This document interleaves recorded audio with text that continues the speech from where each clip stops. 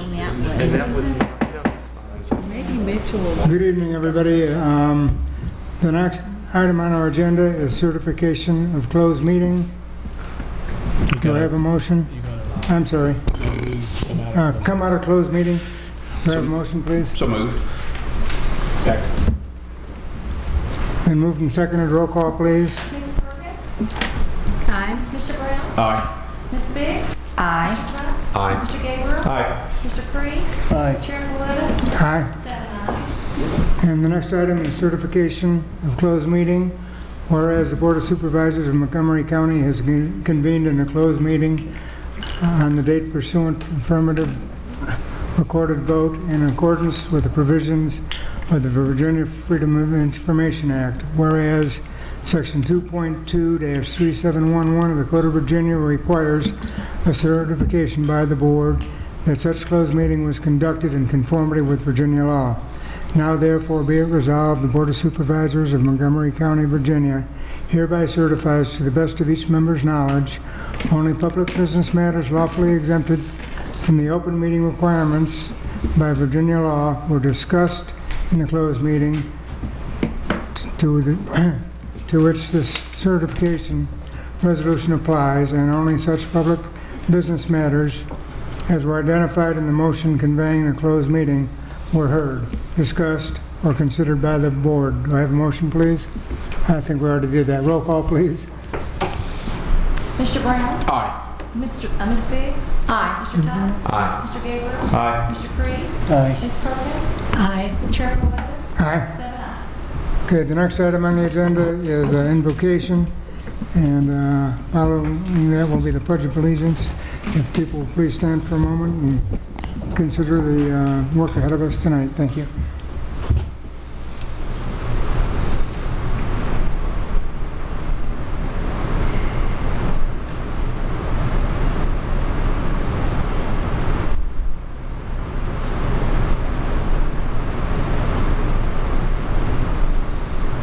Let us pledge, please. I pledge allegiance to the flag of the United States of America and to the republic for which it stands, one nation, under God, indivisible, with liberty and justice for all. Thank you very much.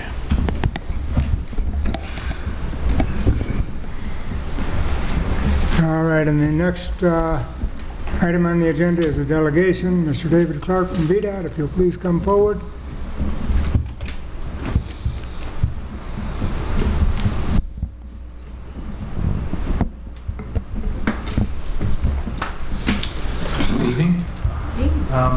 Just a couple things to update you. I wasn't at the last meeting, so we don't have a whole lot of maintenance items. What we're doing right now, most with our maintenance guys, other than fighting drainage things right now after all this rain, doing a lot of patching work in front of our overlay schedule. We've got surface treatment, slurry, seal, and plant mix going. Primary plant mix is going right now. It'll be a while before the secondary stuff starts.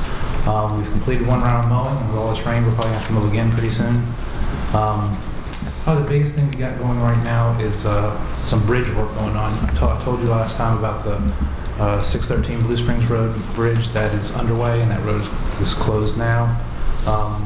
We've got a couple other ones coming up. These are mostly just sort of repair jobs, but will require the road being closed. For Route 674 bridge, we'll, if the weather holds up, we're going to close that this weekend, part of the weekend, Friday night, basically. Friday night from 9 p.m.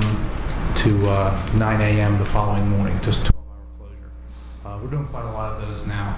We'll be also doing 609 bonus run in a few weeks. We don't have a schedule for that, but I'll let you know as soon as possible.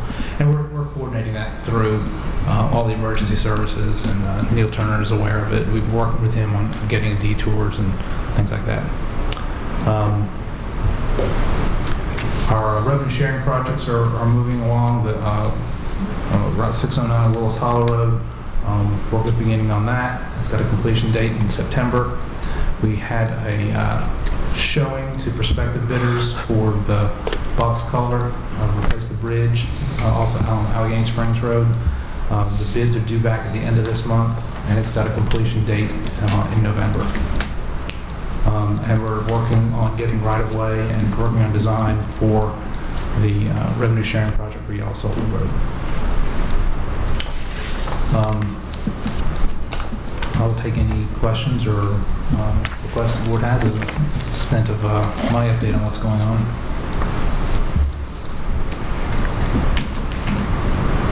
Any questions? All right. Thank you very much. Thank you good. very much. Thanks, David. Appreciate you being here. All right, the next item is a public hearing.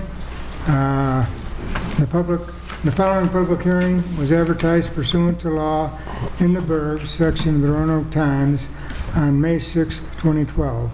Montgomery County grant application to the Virginia Department of Conservation and Recreation. And I guess Mitchell is going to speak to this. Thank you, Mitchell. Mitchell, our Parks and Rec Director, is here tonight. He's got on a tie, so he's got to speak if he wears a tie. I got rid of the t-shirt just for y'all tonight.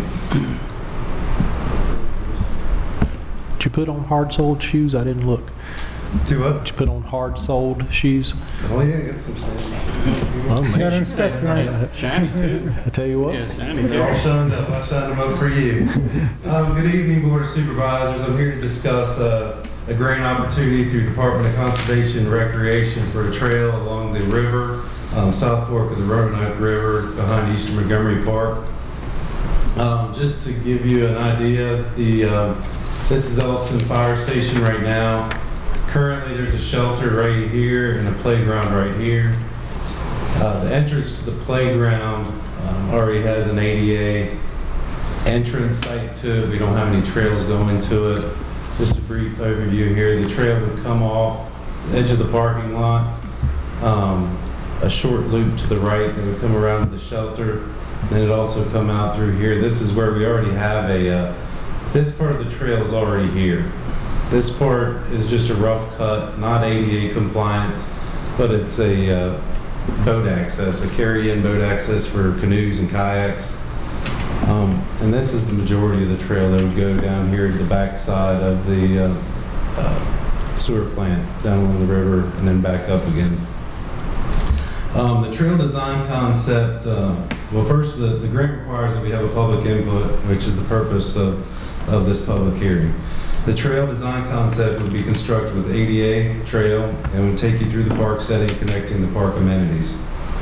The trail would be constructed using Virginia Brown 10s. It's a small, compactable gravel, which would create a smooth surface. The base of the trail would be lined with geotextile fabric before the surface material would be applied and compacted.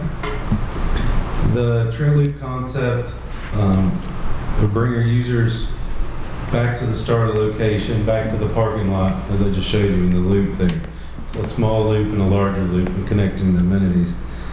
ADA building specifications would be used to create this trail, and no grade over 5% would need to be used because the park property is relatively flat. Most of it's in the floodplain. The grant request is for $43,700, and with all Department of Conservation, or DCR as people know it, it's an 80-20 grant match.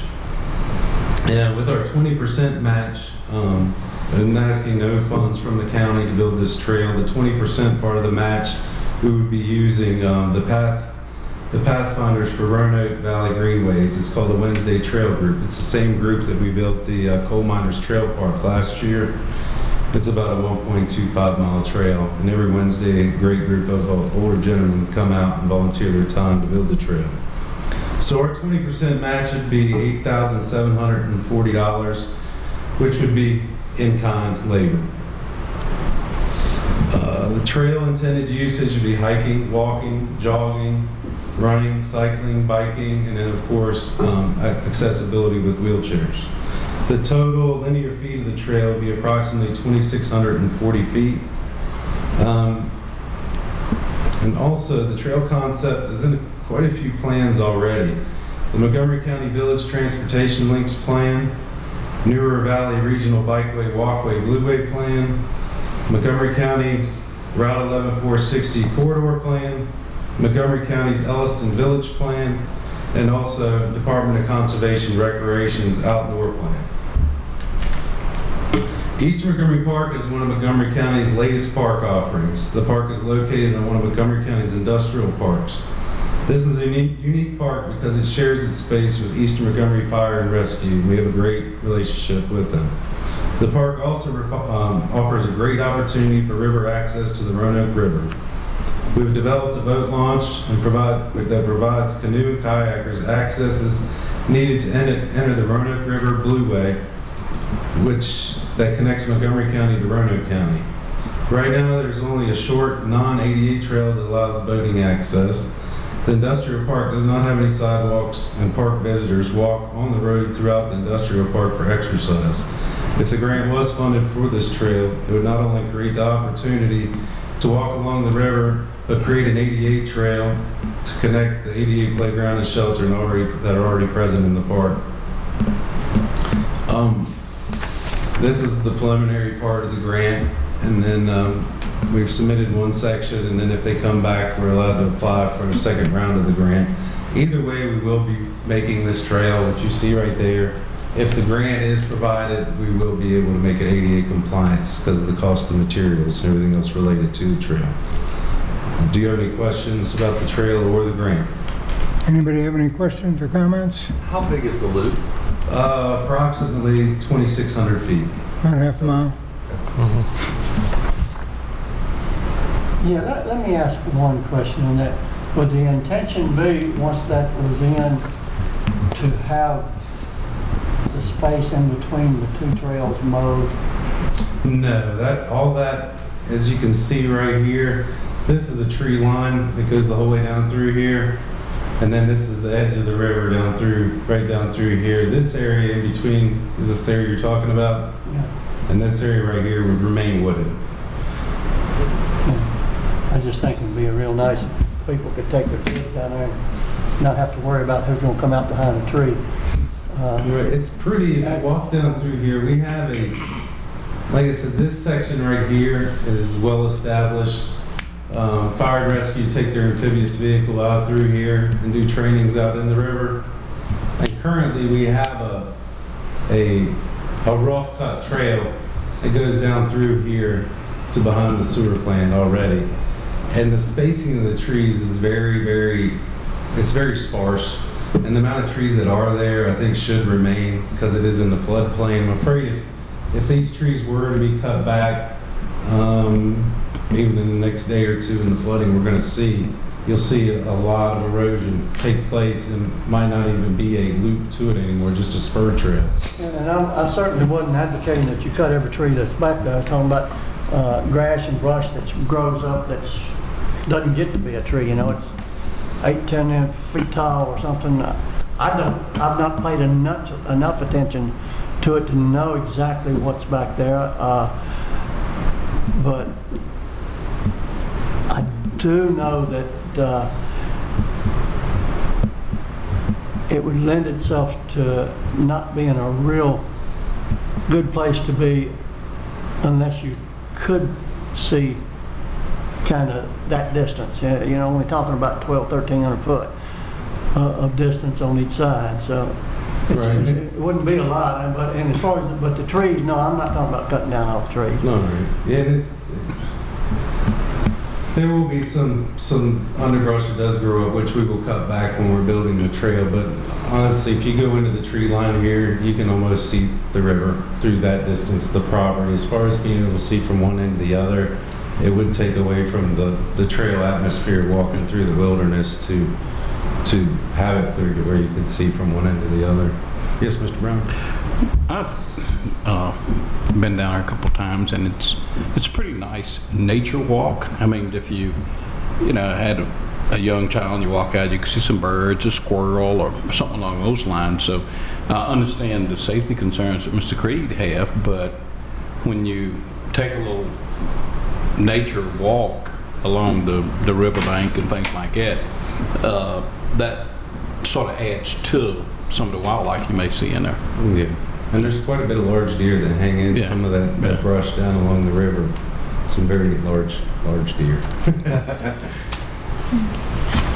Anybody else have any questions or comments from Ms. Biggs? Mitchell, I was just wondering, what are our chances of getting the grant? Are there very many of these to go around, or do you have any idea? The maximum, I believe, is $125,000 you can ask for a grant, and since we are only asking for $43,700, I think there's a very good chance. Also, since it's already in 5 plans already, and one of them is Department of Recreation's outdoor plan that they come out with, I believe, every 4 to 5 years. Is that right, Derry? Something like that. I think every 4 to 5 years they come out with a plan. So this trail's already been designated in their plan as a potential site for a trail, and the grant's coming through them. So I think there's a very good chance that it'll come through because of the amount of money. But there are a lot of people. I think there was about 8 grants just through Roanoke County alone that were submitted for different projects, and every one of them were probably about $125,000, the maximum. Wow. But we know ours is well-written and well-deserved. Yes, ma'am. Okay. Anybody else? Thank you very much, Mitch. All right. Thank you, Mitchell. You're welcome.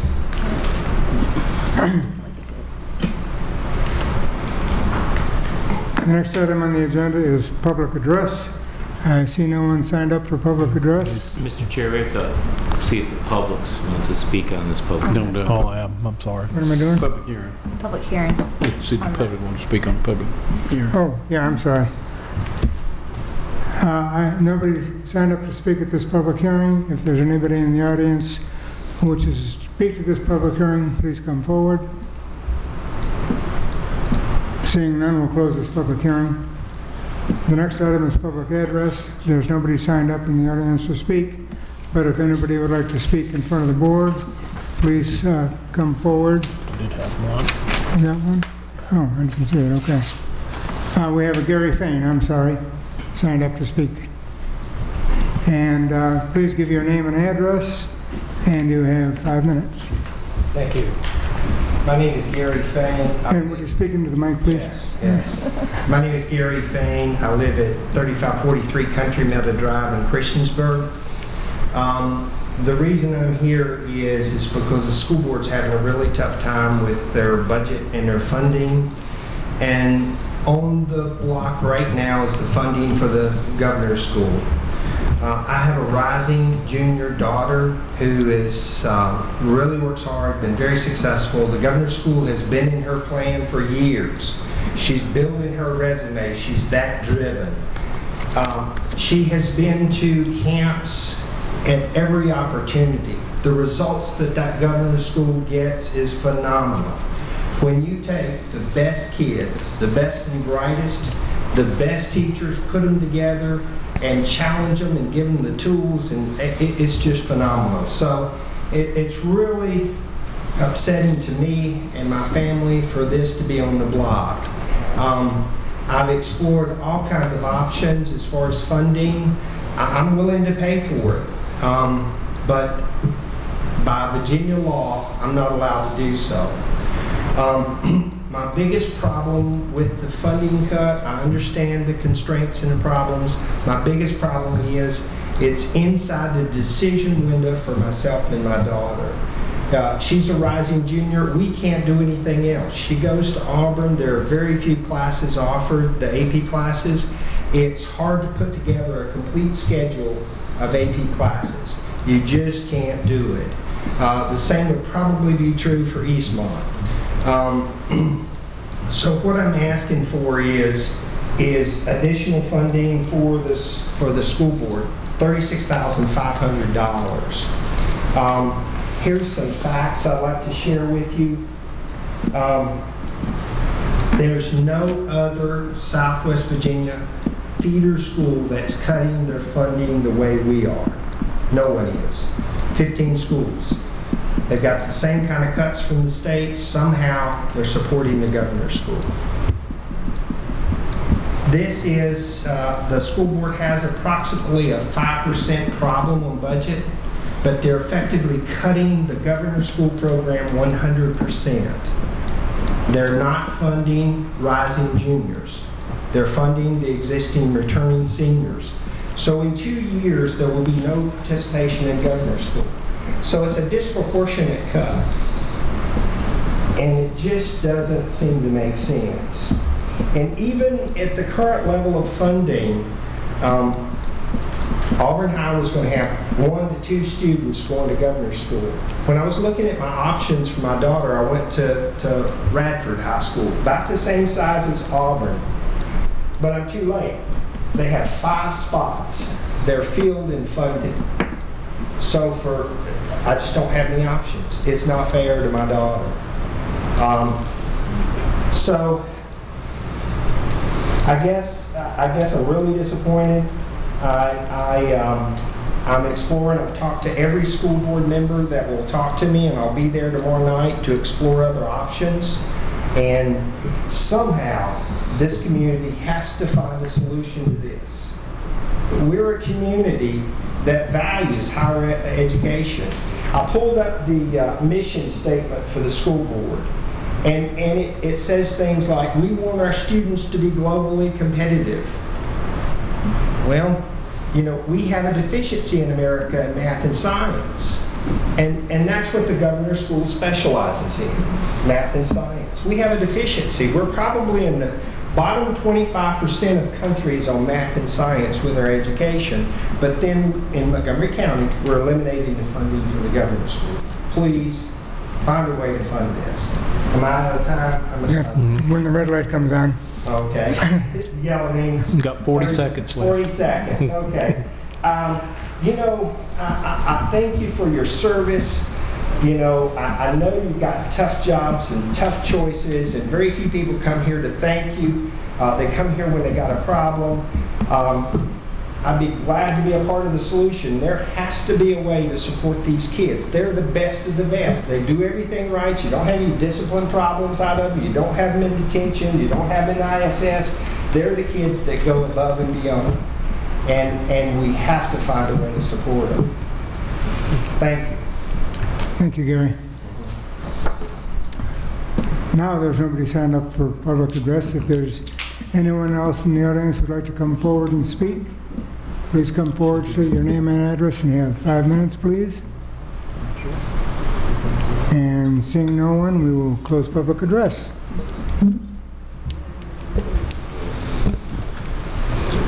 Next item is addendums. I don't believe we have one. No, we don't have an addendum. We are going to ask that when we get to work session, the item for the joinder study be removed. Taken off? Yes, sir, Okay. but no addendum. All right, the next item on the agenda is the consent agenda.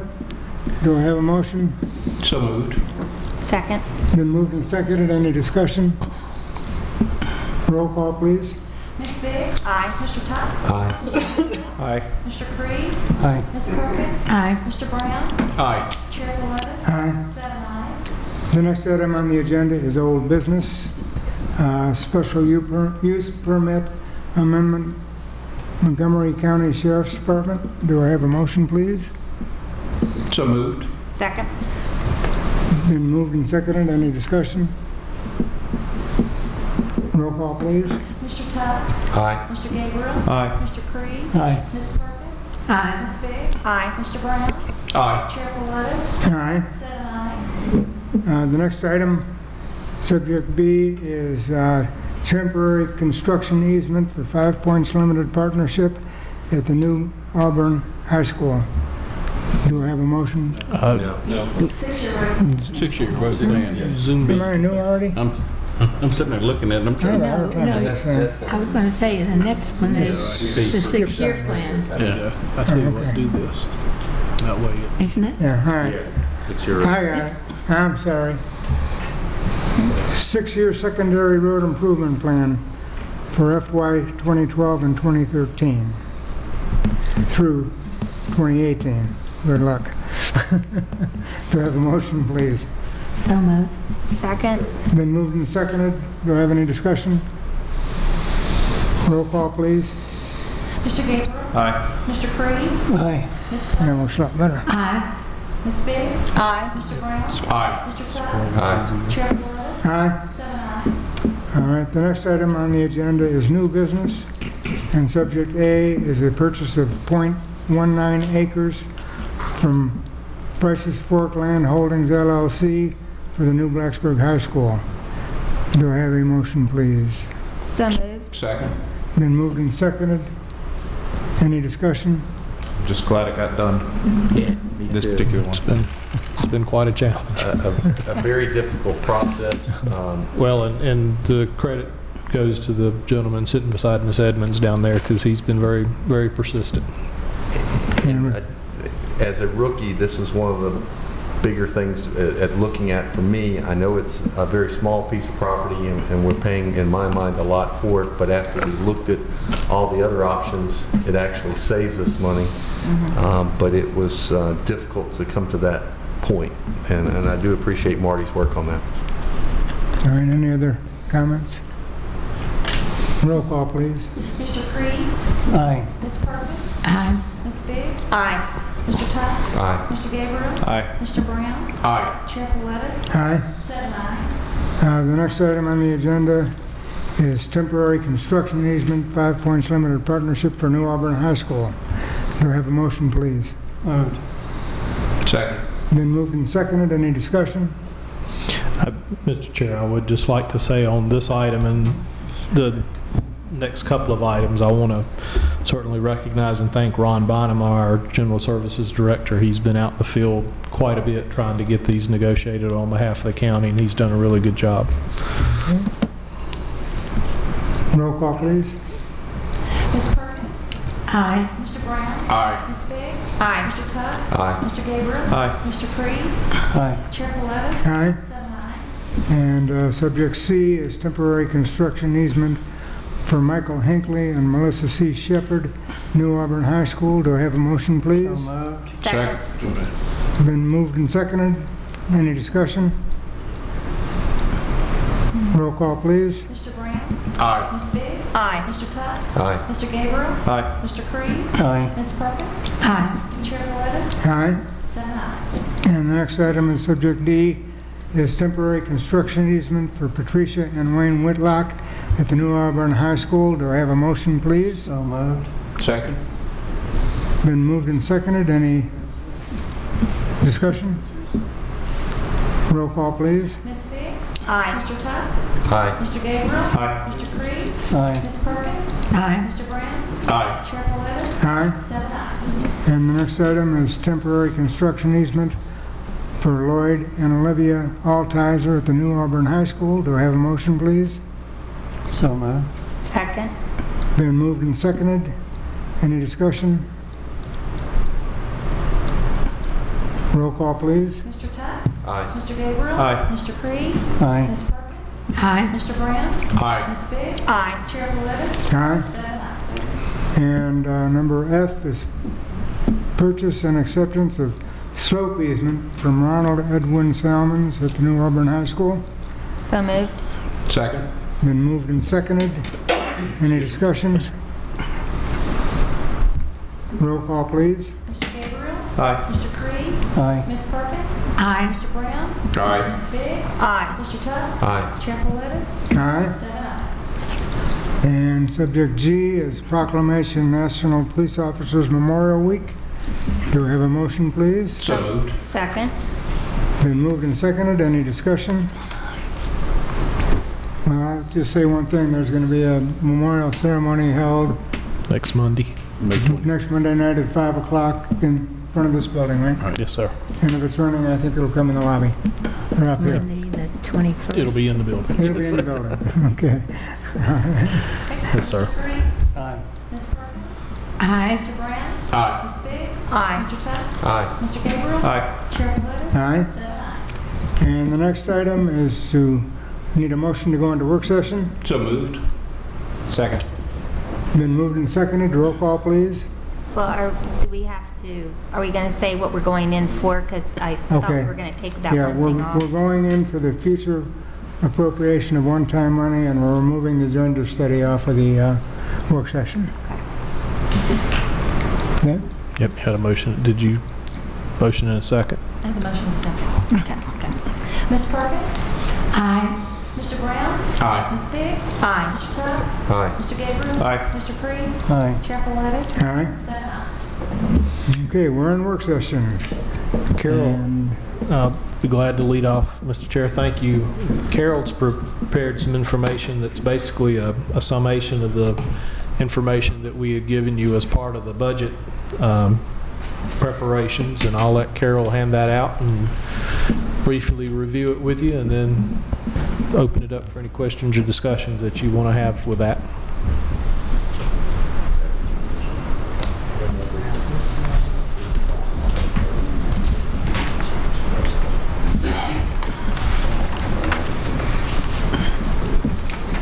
Okay, thanks. Okay, you need. Okay, so everybody got your copies in yellow and blue? Okay, this is not new information. This is information you've seen before. And what I wanted to do tonight was to try and clarify basically what you're looking at on these two sheets and how that relates to your annual appropriation that you will be seeing within the next couple of meetings. Each year, we go through a process of appropriation. You do the budget, approve the budget, set the tax rates, and then we move forward for July 1. There has to be an appropriation before any expenditures can be made on the operating side. That's what you will be receiving in the next couple of weeks, is a resolution for appropriation of the annual appropriation. The items on either the yellow sheet or the blue sheet are not in that appropriation. They are not included. These are completely two different separate items. So I want to make sure we start out on the same page here. Because of the windfall or whatever, whatever you want to call it, whatever terminology you want to use for it, we do have some one-time funding. And as you may recall from the budget meetings, we did pull some things out of the operating budgets for the county and for the schools that could be considered one-time in nature. They are not ongoing. You would only need to or could conceivably only purchase once. Is this going in and out, or just me? It's just you.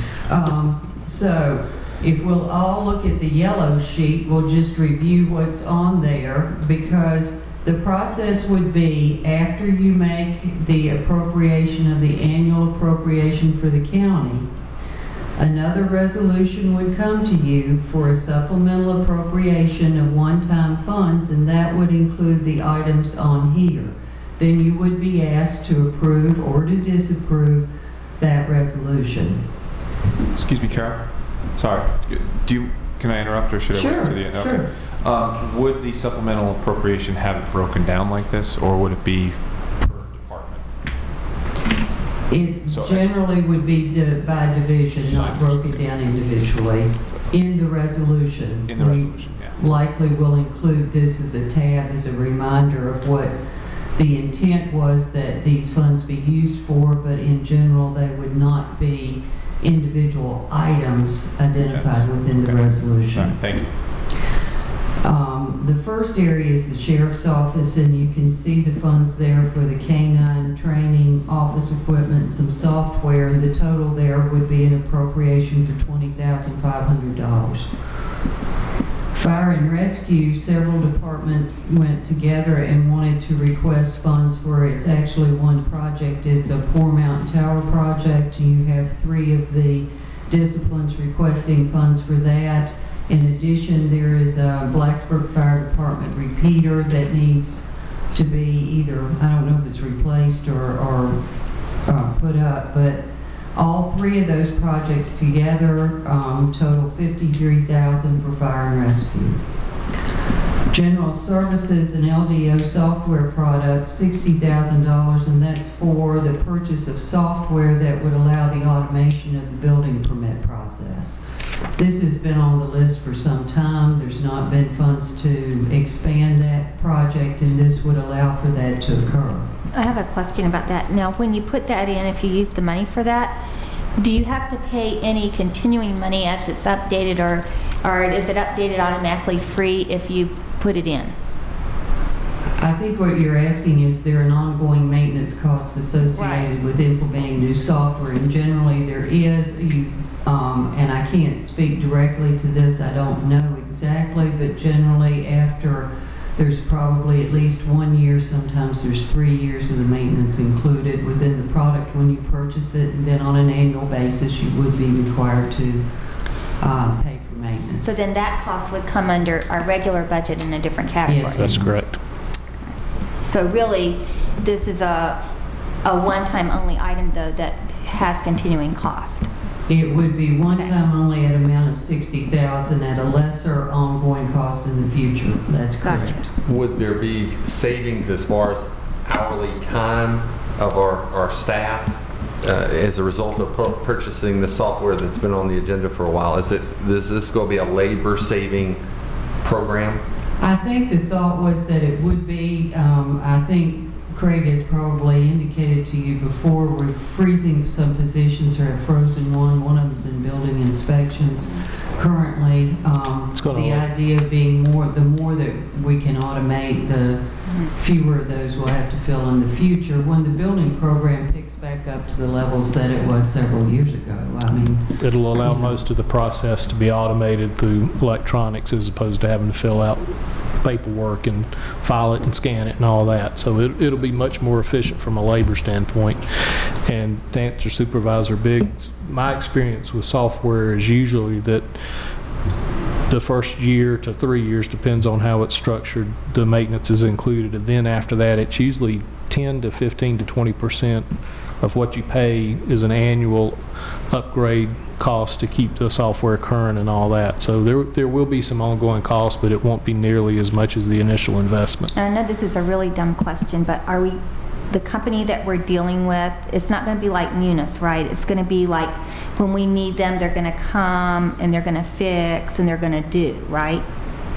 So we don't have to hear all that mess. The first year, yes. I can attest to what mess you might hear, but LDO is already a product that our GIS people are working with, so. Oh, yay. But, I mean, it's a software company, so, you know, I don't know what issue you may face in the future, but I think we would hope it integrates and interconnects with our GIS system. Yes. I guess the other piece, along with the building permit concept, the idea would be putting out the web-based information so it'll be easier for your citizens and your contractors who can begin to get their information while they're out in the field, schedule their inspections and do some things rather than on the phone or having to come into the office. Sounds good. Parks and Recreation, there's some items here with benches, equipment, signage. The biggest item is the motor mile compliance that has to do with the paving. And since Mitchell's here, if you have any specific questions about that, I'll defer to him. I know there are issues about, and again, the request was made, I believe, for us to be in compliance. Right. If we're not, if things change in the ordinance or some other things in the future that's not needed to make the park in compliance, there's certainly another list of projects or other places it can go, and I'm sure Mitchell could go on for some time about where those are. But the request was made in order to be, for this specific park to be in compliance with our current ordinance. I have a question on that, if I could. What is the difference between that park and the other parks in the county that don't have places to park? I don't know if you know. All of our parks currently have paving. Every park that we have is paved. Mid-County is paved, Plum Creek's paved. I hope you're joshing. Because I was just at a ball game the other day. Not only do they not have places to park, they don't have gravel to park on. They park on grass. I guess you're talking about Shawsville Elementary 1 and 2. It's currently a school property, and I call them ball fields, and I consider it a park. It's still school property. They have parking. They do park in the grass, and they do park along the road there. 47 of them last week at one ball game. I mean, it would be nice to have a parking lot down there, but there's a street and 2 ball fields on the backside of the school, and currently it's a school property. And my question is, if one field doesn't conform, how can we make, and it's in better shape than the other fields that don't conform, how can we make the field that's in pretty good shape with gravel parking, how can we go and upgrade that when these people using these other two parks that gets twice as much use as that park up there? You don't own them. It's because the one was established with a parking lot, and to comply with the ordinance, if you're going to create a parking lot and it's gravel, it should have been asphalt. And trust me, I think the ordinance should be changed, if you want my opinion, because the part we're going to pave is a quarter of the parking we need, and people won't park there because foul balls are going to go through the windshield. That's correct. So my suggestion is change the ordinance. Amen. I'll let you be planning director next week. Marty, do you know whether or not school facilities are exempt from any of these requirements? No one's exempt.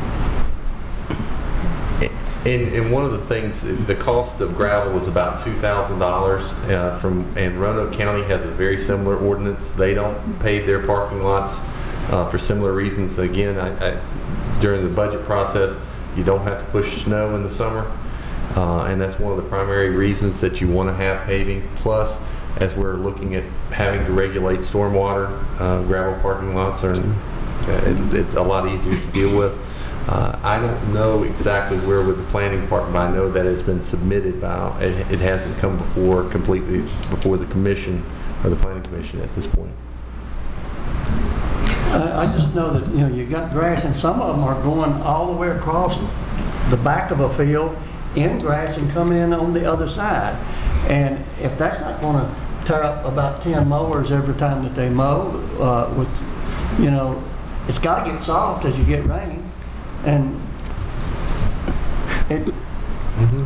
we already got a cart in front of this, a horse in front of this cart.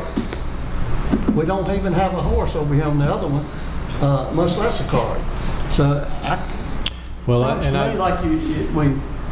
I don't think anybody's going to disagree with you. The big difference there is, again, the parks, the one that Mitchell's talking about, is a county-owned property versus the Shawsville, which is still school-owned. Now, I would love for the schools, when they turn all that over, to turn that over to us too, because we've got some good ideas about improving down there. But I tend to agree with Mitchell too, that, I mean, it's that $151,000 that it would take to pave the lot out there. We could find some much better uses within Parks and Recreation to spend that $151,000 on. How about poly pavement?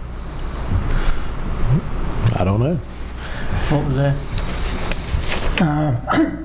I've been working on trying to find some other sources to pave our parking lots and maybe some of the other roads. And one of them is called poly pavement, or dirt glue, or substance.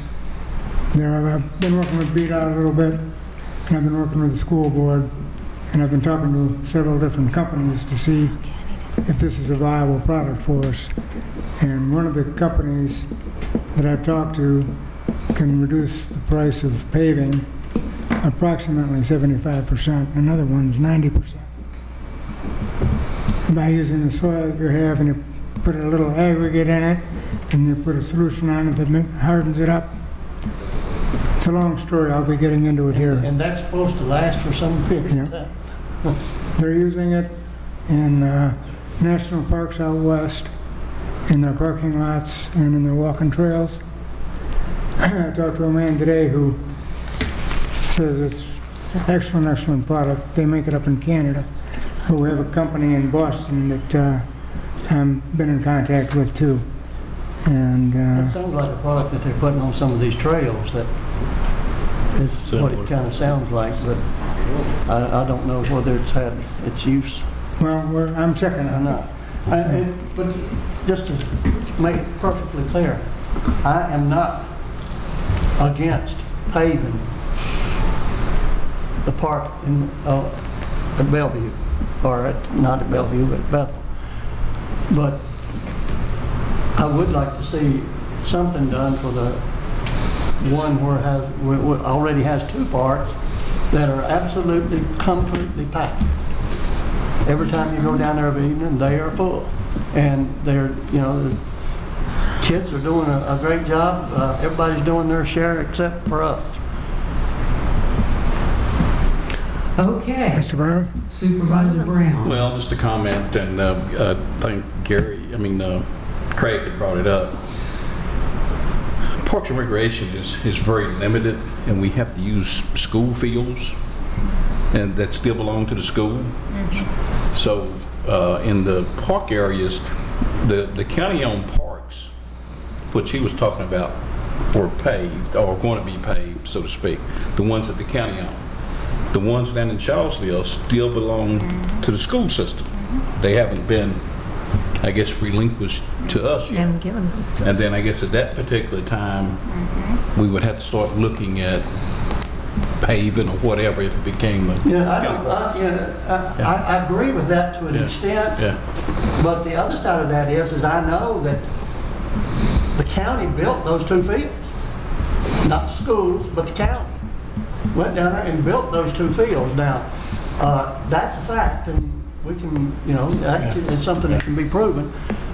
So, who is responsible for making it right if we get permission to build a field and then don't build the whole thing?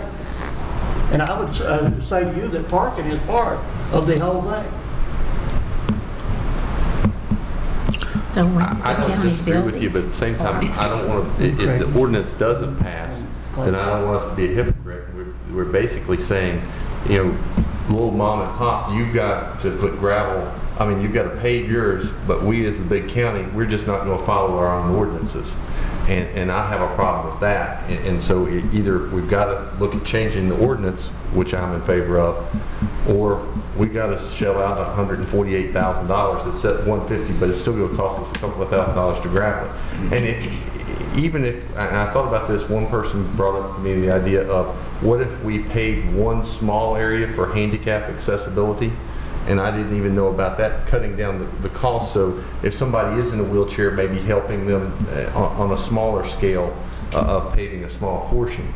But to me, I think of the little guy who's trying to open up his car lot and doesn't have $20,000, $30,000 in capital to be able to put on that parking lot. So that's one of the reasons I'm also looking at making this change. Do you know where we're at on this change? Anybody? Is it going to the planning or coming? I understand from that at a recreation meeting, there's a representative on the planning commission, and we were talking about paving a bit, and it's working its way through the process. They're looking at it. Well, at this point in time, since there is a plan to review whether or not that ordinance changes, we can, in fact, not appropriate this until we determine whether or not your ordinance is going to pass or not pass. That certainly could be an option for you. As we said, there's a lot of other places in Parks and Recreation that have needs that certainly could be addressed other than paving the parking lot. But again, it would be available in the event the ordinance change doesn't pass and you need to be in compliance. Well, I was going to make the argument that I would still like to see that money included with Parks and Recreation, because if the ordinance does change, there's a number of other areas we could address that. We could use it to address some of the other parking areas around. I think, when we had our discussion at the end of the last meeting about budget needs, probably one of the areas in this county that gets shorted more than any is Parks and Recreation, and I'm very cognizant of that. And because there was a discussion, if that ordinance changed, would we take that out? And I would advocate that we leave it in and use it for other projects, because Lord knows we could sure find them quick. And we certainly can do that. We can also bring it back to the board with what other projects that we would be requesting those funds to be used for at that time. Yeah, I think all you need to do is rename it from motor mile compliance to recreation in general or something. Okay. Certainly can do that. Perhaps like capital improvements to park and rec or something along. That'd be great. To at least keep it rolling in that direction. Put a new name for on it. discussion. Thank you. Well, certainly the next time you see it, it'll have a new name. Thank you. The registrar has requested some poll books. Could you tell us like the total then for, what would be The total for Parks and Recreation would be 164,035. Right. Okay, thanks. 3,075 for poll books for the registrar. Then the clerk's office, and on this list, it looks like the clerk's asking for the museum roof, which is not correct. It's the e-filing system. The e-filing software is actually the request for the clerk's office of $28,000.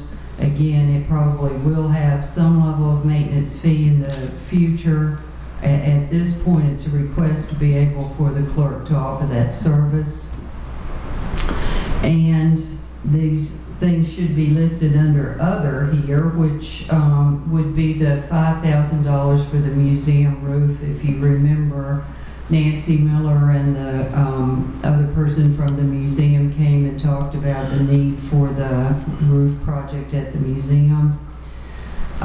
The Mountain View Humane had requested a sizable amount of funds to be able to do spay-neuter services, and what we had recommended is maybe a pilot project to try and look at dealing with cats. We all know about cats and lots of feral cats, and see if we could have some project that would make it easier for people to have their pets or feral cats also spayed or neutered. Could I ask a question here just while it's on my mind? Is everybody hearing that we're having less and less of these cat problems in the last year? I know down my way they're going somewhere. They're at my house. I think a lot of them have come to Christiansburg. We can drop some more off her. I haven't received any complaints recently, but I will tell you that when we presented the budget and talked about the funding for the animal shelter, we did get a lot of emails from folks who said, "Thank you for trying to address the cat problem." So it wasn't a complaint; it was a compliment through the. I was just hoping. Well, I've got me a mean old cat out at the farm that's keeping the rest of them away right now. So I'll keep that one. I know this is a little bit in the future, but if we decide to do this, and I believe we've talked about this before, but I'd just like some more information about how this is being advertised and who's eligible and things like that, so we can make sure that our constituents know about the program. So. About the Mountain View Humane? Yeah. Actually, it's not actually been formed at this point more than an idea. Oh, okay. There are a couple of different ways I think the director was talking about. And if this actually is approved, I think we'd ask her to come forward with the way she intends to do it and how to advertise it. That'd be great. Thank you.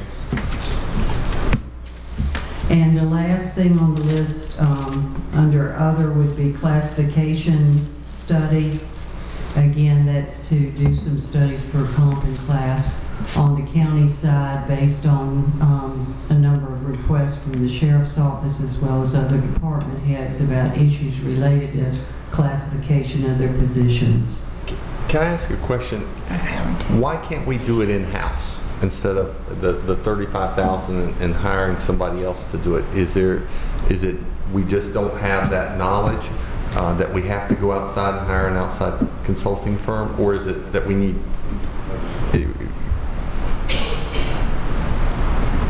Why? I guess I'm sorry. I thought it was Marty speaking. I did too, and I'm like, did he say something? Anyway, but is it that we need to go out? Can you explain it to me why we need to go out and spend $35,000?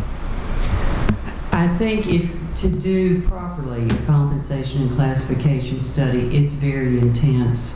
There are individual employee surveys, questionnaires, interviews, and there are two things that I think a consultant offers. A, the time to do it properly, the time to interview the employees properly, and second of all, the skills of having done this and having a number of different methods to look at, review, and recommend. I also think there's value in having someone separate from your organization to be able to make those recommendations. That would be my thoughts. Well, and one thing I want to point out too, the $35,000 is a small portion of what we were initially approached with. A comprehensive pay and classification study, which we haven't done since 2007. That's what I was going to ask. 2005. Or is it 2005? I think it was 2005 because it's 7. Now. I get the 5 and the 7 mixed up. A comprehensive study usually runs $100,000 plus, and the reason it costs that much, or the reasons Carol mentioned, one, to do a comprehensive study takes a lot of time. You have to go through every job description. You have to have a consistent methodology of how you rank those things. I don't think we have a comprehensive issue with our pay and class right now, but we've got some real, as I call them, sore spots, and that's what that $35,000 would address, is trying to identify some of the more problematic areas and having a consultant give us some guidance on that. What difference does it make what the classification study says if we only have so much money? And I haven't seen anybody get a demotion in pay, so it's all going to go up. If you spend all the money you got and you're still not there, it doesn't matter what a comprehensive plan says, or what a classification study rather says. Do you want to comment? We may not have the money, but I think it tells the county where the people should be. And it lets the county know, let us know, how far they are behind, or whether our people are paid adequately for the job that they're due. And a lot of these things, they'll do a little benchmarking. How much is a deputy sheriff worth in Montgomery County? Well, they'll have comparisons from other areas and the job descriptions and things, and says, well, you might be starting at 2,000 less than similar counties that size doing the same job, and that job should be at a certain point. So there's a lot of, I guess, very similar to scientific approach to it. And these people that's doing these things, that's what they make their living at. They are professionals at it. And you get little arguments internally, just like to keep your employees fairly well happy that you had a professional do it. You're classified at this grade, they'll come in and say, no, I need to be a grade higher. And it keeps that bias out of it. And you have a professional who look at it, because if they said that Ruth should be paid this amount, the study said, or the internal people would say, well, Ruth is overpaid, for an example. She need to be down here. And Ruth is going to go to HR or the manager and says, no, no, no, no. I need to be here because of A, B, C, and D. If it's done internally, it puts a lot of sour grapes and it hurts morale and so forth within the organization. But when you bring a professional in, and even if you are classified the way you're supposed to be, they will tell you that. If you're too low, they will tell the county that. And if you're a little bit high, they'll tell you that too. Believe me, I know what they do. Yeah. I've seen them. Yeah. I just don't agree with them. Yeah. I think the person's worth whatever you, if he takes the job, whatever you told him you was going to pay him when you took that job. I was in the business coming up that if I didn't make enough, they said, well, you better get out there and work a little harder, or you're not going to make enough next month either. So, you know, and that's Understand that. How things work for people that are not in government. I don't think anybody that works for the government is any bit better than somebody who works for anyone else. Oh, absolutely, I agree with that. And I don't see anyone else having somebody come along and say, well, I think this guy should get more money. Well, let me just give you one example. In Montgomery County, There are 4 law enforcement agencies. There's your Sheriff's Department, there's the Blacksburg Police Department, there's the Christiansburg Police Department, and there's Virginia Tech. And we have different layers of responsibility in the Sheriff's Department. You know, you have some that are just patrol, some that are captains, some, you know, various positions. One thing an independent consultant does is comes in and Right. matches the comparabilities between the departments. I agree with everything you're saying, but if we've got situations where we've got, and that was one of the sheriff's concerns in the budget, is where we've got situations because of Christiansburg and Blacksburg candidly getting higher increases over the last couple of years than the county has for pay and benefits. And then with Virginia Tech's situation, unfortunately, they lost an officer, but one of the ways they're going to deal with that is they're bumping their starting pay up considerably to attract more people to their force. I mean, we are in a competitive market, and you know, I know the sheriff and I know our department heads try to find the best employees that we can, but if we've got similar agencies right around us that are paying more, offering different benefits, it puts us at a disadvantage in trying to find the best people. But they can only hire so many. Yeah, but Gary, when you and I started out, and our fathers and mothers, that's what caused unions and things like that. That's what caused strikes. These mining companies, these sweatshops and things, they was paying people what they wanted to pay them. And the next thing you know, a union was formed to, you know, to look after some of these people and things like this now. And it made management a little bit more better to appreciate the employees and things like this. But when they're lined up, you know, out there it says at $3 an hour, $2.50 an hour. I don't know what you started out, but I've worked at 65 cents an hour, and you know, just like people were lined up to work. So, well, if you don't work for that, go somewhere else, hire somebody else. Well, people value themselves a little bit more in this day and age, and so, and I think that we have to value people a little bit and have to look after people, so to speak, fairly, you know. And appreciate them to pay them in a job. They'll tell you a job is only worth so much, the value of that job. You know, if it's Vicky, for an example, her job is valued so much, you wouldn't turn around and recommend Vicky be paid $500,000 a year, because well, if I thought she could get it, I would. She certainly would. If she thought she could get it, she would take it too, you know. But there's I've got no problem with people making good money, but you need to make it according to what the general public can pay. And the general public has been stomped on and kicked and about to roll under the bus rather than rounded over.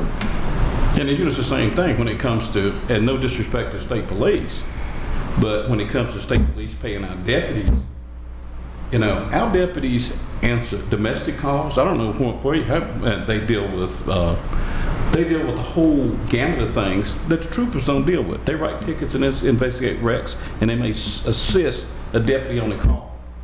But our guys are the initial people, but you look at the pay difference between the two. Yeah, we've got about 6 less sheriffs, or not sheriffs, but state police now than what we normally carry for this district. So they cut way back. I think it was 11 when I worked. It was 11 assigned to Montgomery County.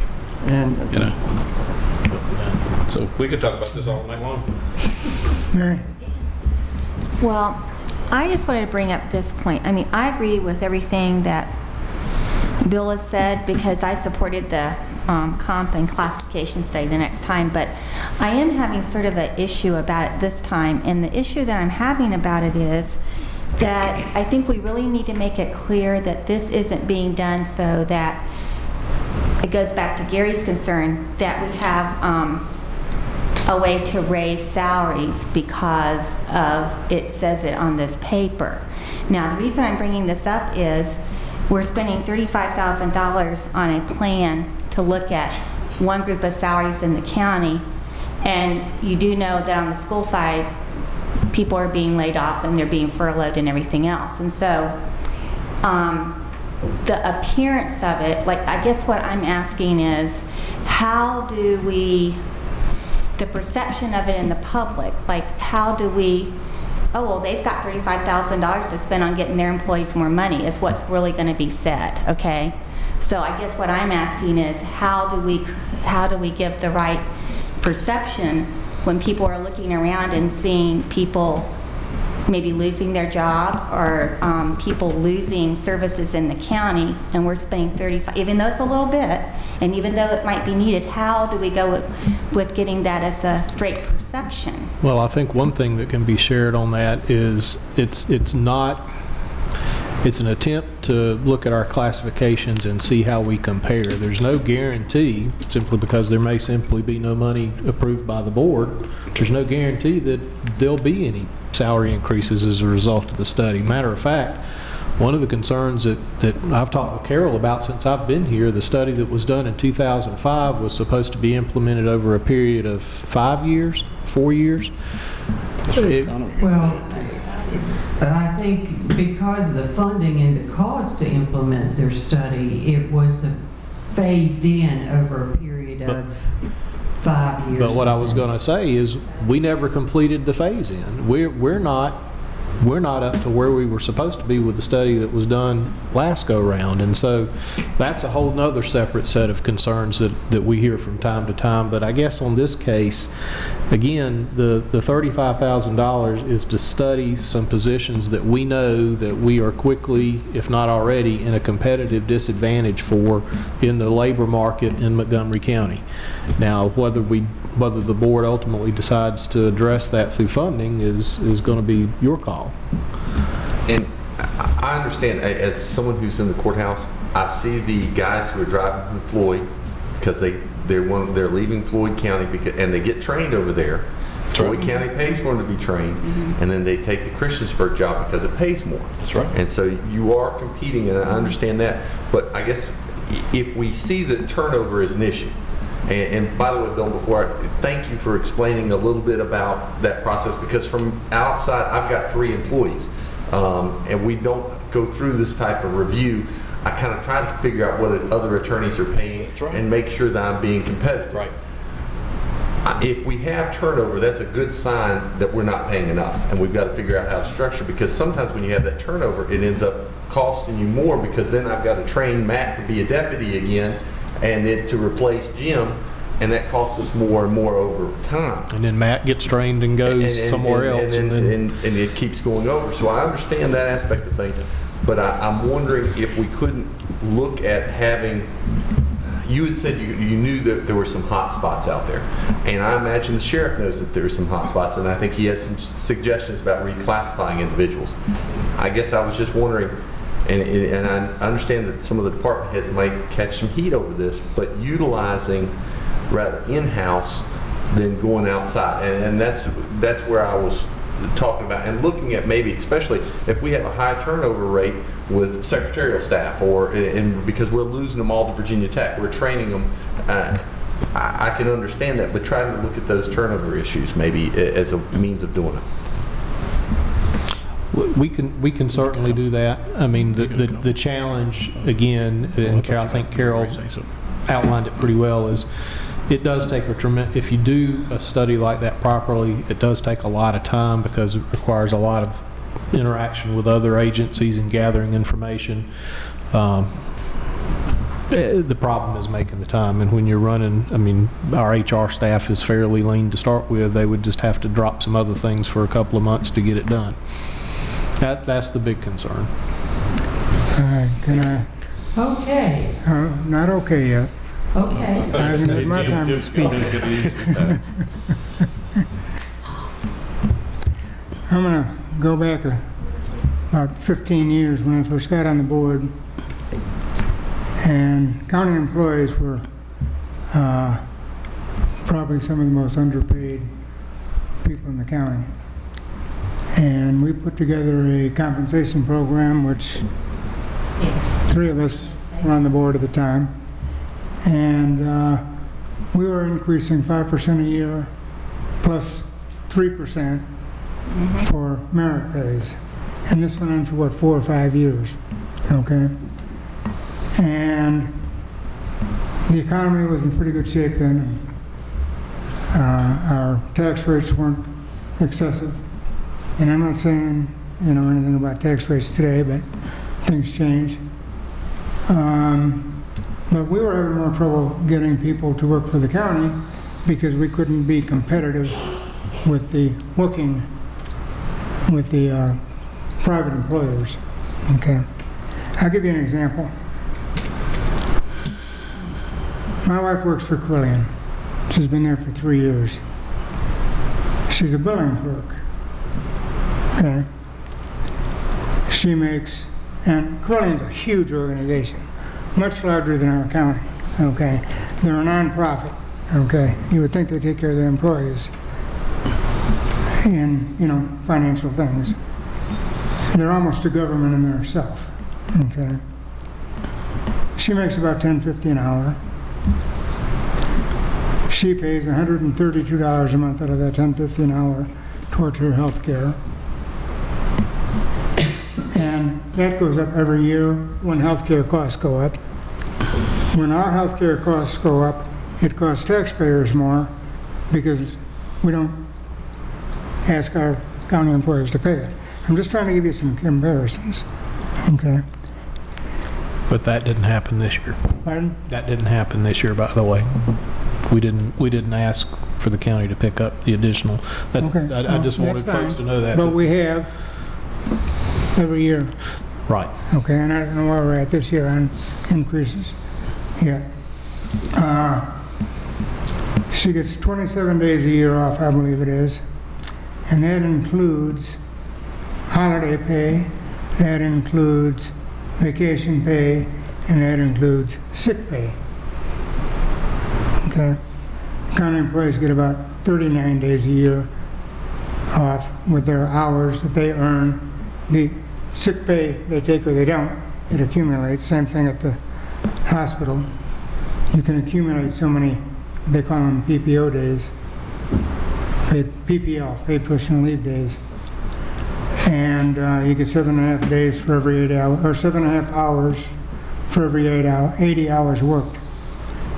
And, you know, when we have a $10.50 employee in the county, their benefits are approximately $12,000 a year with the health care, and that's not including the extra 13 days with the retirement, which she has none at the hospital, with the other, you know, benefits that they get. So, and I'm not saying good, bad, or indifferent about county employees because I think we have a lot of good ones. Probably most of them are, or they wouldn't be here, I would hope. But we are now ahead of private industry. I opened up a restaurant in Roanoke, and one day they opened up the Spradlin Farms Mall and Echo Star, all about the same time. And you try to get somebody to work at a restaurant, and we didn't pay minimum wage. We paid far above minimum wage at that time. Minimum wage was about $5.25, and we paid $7.50 an hour to start. You know, so we weren't embarrassed about what we were paying people back at that time. Echo Star comes in and pay $9.50 an hour. Unemployment was extremely low in those days, so it was very, very difficult to get help. You started seeing signs at Burger King and McDonald's where people were getting paid $7.50 and $8 an hour to start. Okay, I don't know what the county pay was in those days, but if it's gone up 2% a year, it wasn't too far below, but it has been, especially when we haven't had raises for 3 years. But I look at it kind of in that way too. You have to compete here, but you also have to be competitive with what goes on in private industry. And sometimes I think that we do take care of them pretty good, especially that every time that insurance goes up or the VRS goes up, it comes out of the county's pocket. Okay, it doesn't come out of the... Now we have a VRS thing, 5% has got to be paid by the employee. Well, we're going to give them a 5% raise to cover that, and that raises the whole pay scale 5% for the next people we hire, as far as I can tell. That's true. Okay? So that's my statement. I just want to make it and let you know where I'm at. Anybody else got any comments or questions? Well, I haven't finished with the yellow paper. Okay, go back to the yellow paper. Let me go back to the yellow paper.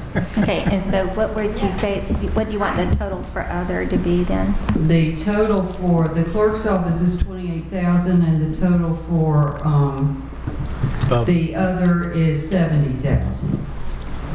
And the grand total on the county side is listed there as the total $398,610. Now, for the school side, we identified 3 things that were in the request from the school board, and those are the ones we included on this list to be paid for if the board so chooses from one-time only monies.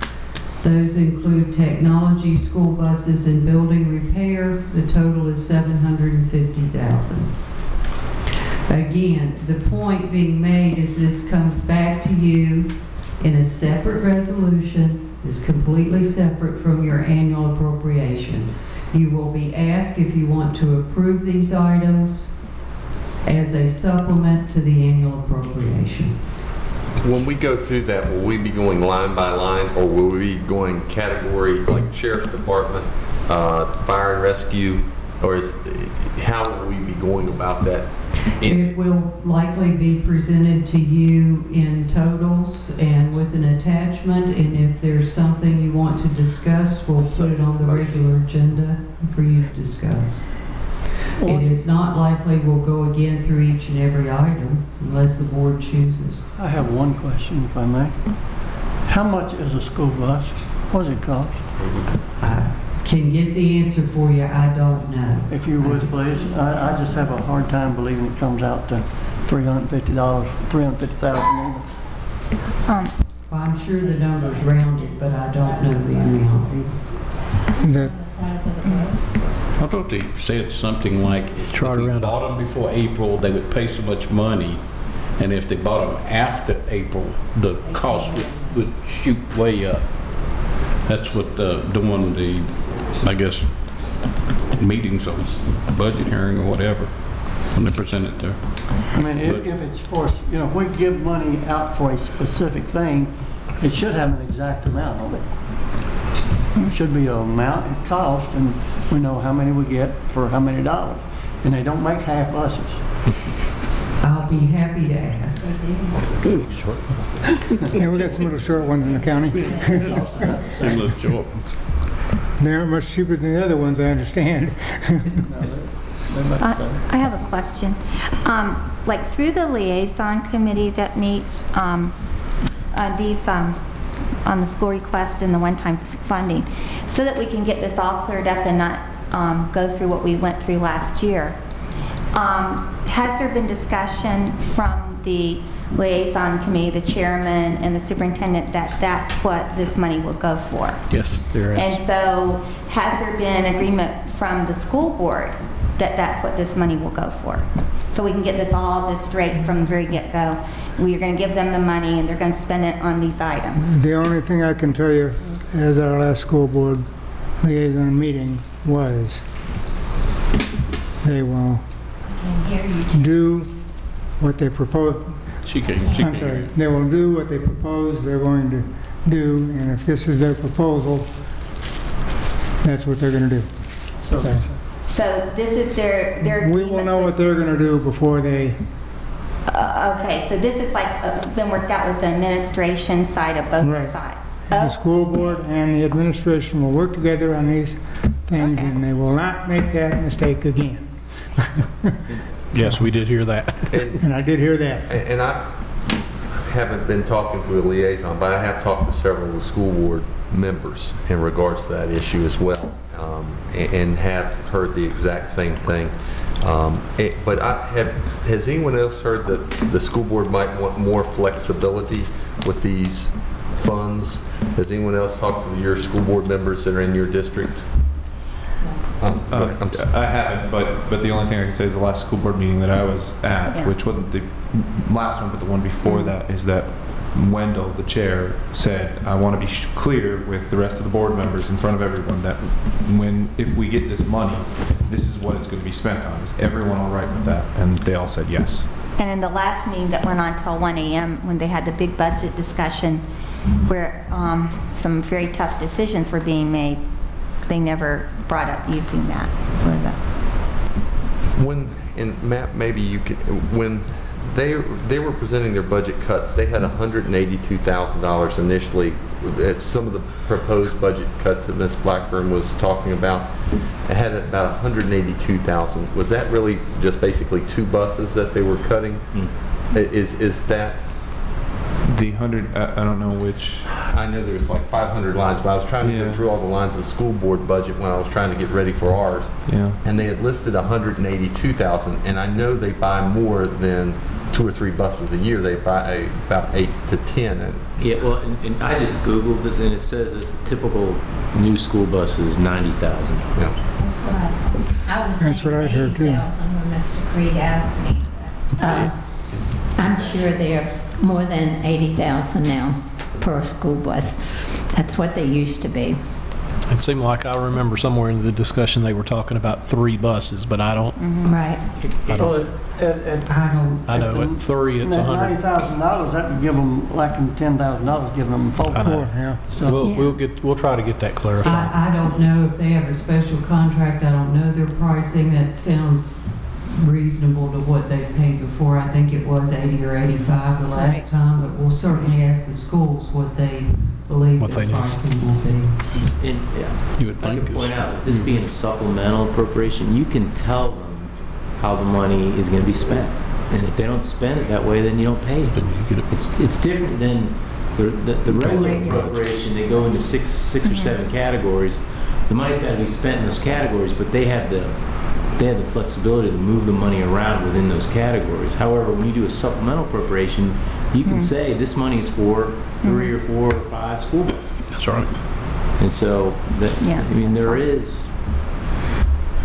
Some definiteness to it. I mean, in the past, traditionally in supplemental appropriation, the schools have actually sent a letter and said, we request these funds and here's how we intend to spend it. We could certainly have them do that this time as well. I think that would be a good idea. Well, my other question is, okay, so we're basing this on what we predict this one-time money is going to be coming into the county. So when it all really comes into the county, then are you going to give us an accounting of how much we actually got in case there's more or less or just right on target? Okay, basically it's this sheet, the yellow sheet, and when we get to the blue sheet, we'll be talking about the balance of the one-time money that we were projecting from the windfall or the tax increase. Right, but I mean, So- when it's actually said and done, we'll actually know the real amount, right? Yes. I don't expect the real amount to be a lot different from the estimate, but certainly we'll know the collection in June and how much that generated. Okay, so how much is a school bus is one question, and then second of all, if the schools would send a letter indicating that they would like to have these monies and for these items to you. Okay. Before we move on to the blue sheet, I was going to ask Amber, right now we have as of March, $212,000 in the law library fund. And I think I'd asked you, and you provided me square footage of the law library and came up with a price of about $83,000. And then roughly about $10,000 for furniture to come out of the law library. So a total of about $93,000, and that did not include security cameras and some of the other things that might be associated with cost about having suitable quarters for the law library. Would this fall under one-time money? Because we only get to pull that out one time, correct? And if we don't do it this year, potentially, I guess we could be reimbursed at a later date for providing suitable quarters. but we have that money in there, and we're getting $15,000 a year into the law library fund that we're required to designate by the state. So would this be the appropriate time to try to pull that $100,000 approximately out and use that as part of one-time money? And we can include it in that resolution. I think we can do that, or we could reimburse, I guess, the capital account through if that's what you're talking about, taking the 93 or so thousand and reimbursing the county's capital for the courthouse project. For the courthouse, that amount, which in essence, anything left over will go to the public safety building. Right. From there. What I have not done, and I don't know if Craig has had any discussion as to whether or not there were any plans by the judge for the use of those monies for any items. He's not indicated that he has any definitive plans for that. He and I met last week. Okay. And he had talked with me a little bit about it as well. And I'm just trying to bring up the capital aspect of this, not the use of the law library money. But so that's what I'm discussing. And as someone who has been on the law library committee through our bar, the money just keeps accumulating over time, because some of the localities will hire a part-time librarian, but as someone who is in the courthouse on a regular basis, that almost never gets used by the general public. It rarely gets used by the lawyers, because everybody's got their own legal materials in their own offices. We can certainly add that to the appropriation. I'm making my list. Thank you. Okay, the blue sheet. And again, you've seen this before. It just provides you with a listing of what our current reserve amounts have been. And let me say one thing about reserves.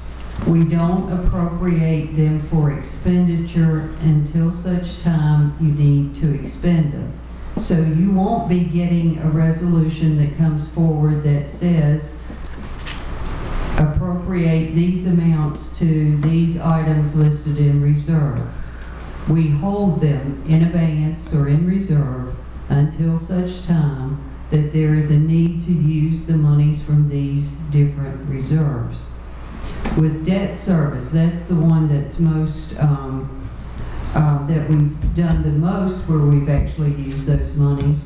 The $700,000 that's currently in the debt service reserve gets used each year to shave down the debt. We talked about that in 2009. We set money aside, we shaved the debt down in order to be able to fund debt service at a lower amount. But that requires that some monies be set aside in reserve, so that's used each year out of this pot. So that's already earmarked. The capital reserve, we have consistently over a number of years set that at $500,000. With the windfall amounts or the new money coming in, the recommendation was made to add $1 million to that for whatever capital projects may come up in the future. And as that works, as a project comes up, let's say school roof projects, for the lack of any other thing coming to my mind, and let's say it's $300,000 to fix a roof, the request would come from the board. It would come to you as an appropriation resolution for $300,000. We would identify it would come out of the capital reserve, and then it would be appropriated for expenditure. So it's at the time that you approve the resolution to spend these monies that they actually go into an account and can be expended. So the remainder on the list, again, adding to the facilities account, the fuel reserve, the comp time reserve was to be able to provide some additional funds to the sheriff so he could pay out some comp time for some of the people who had accrued a good deal of comp time and actually never had the time to take it. And then the animal shelter. So again, this is, you've seen this before, these were the recommendations, but these do not get appropriated for expenditure until it comes back to you with a resolution authorizing the expenditure. Yes, sir. I don't sound kind of dumb, but auto graveyard. Anybody know what that means? Wow. Cleaning up junkyards. Oh, Yeah. There's all these old junkyards sitting around the county that are eyesores, and people have run off and left them. And so it's something to I help mean, the that's sort of what I landowner, thought, but I wasn't so to help the sure. landowner get them up. Yeah, okay. And then some of them are ongoing because they were grandfathered in, like they can keep their things like that. Some guess of them, they that's- can keep some of them, I guess that's the way all to of say it. where they've used that, and I don't think they used any last year, places where they've used that, it's made an improvement in the site used them in of the spot. Didn't they use No. it down at the school Yeah. in Elston? They use, Yeah. right there as you go to the high school in Elston. Right. There's a old site right along the baseball diamond there, where home plate's at. Or Mr. Barnett? That and that Barnett's, that's a perfect example of if you could have seen it before and look at it now, it's a That's totally good. different looking place. With the cost of steel and metal and stuff going, it seemed like you could just say, hey, Johnny, you're not going to clean it up for the value of the steel out of it, because, I mean, just old abandoned cars is bringing $200 and $300, about 3 or 4, depending on the weight of them when you take them to salvage. I'd like to see just a plain junkyard cleanup. Yeah. That Wow.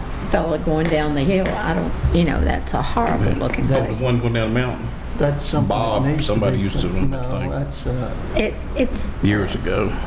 well, we had one off of Walton Road, where Walton Road comes back into Route 11. There's two. One of them, I was involved with litigation in regards to the estate where the gentleman passed away. And then there's another one that's a little bit farther up that's right by that church. But I Right. think one of them did get cleaned up, and I don't know if they used this funds or not. But the other one, steel prices went up, and I'm pretty sure the gentlemen were incarcerated and got out and started selling off those cars pretty quick.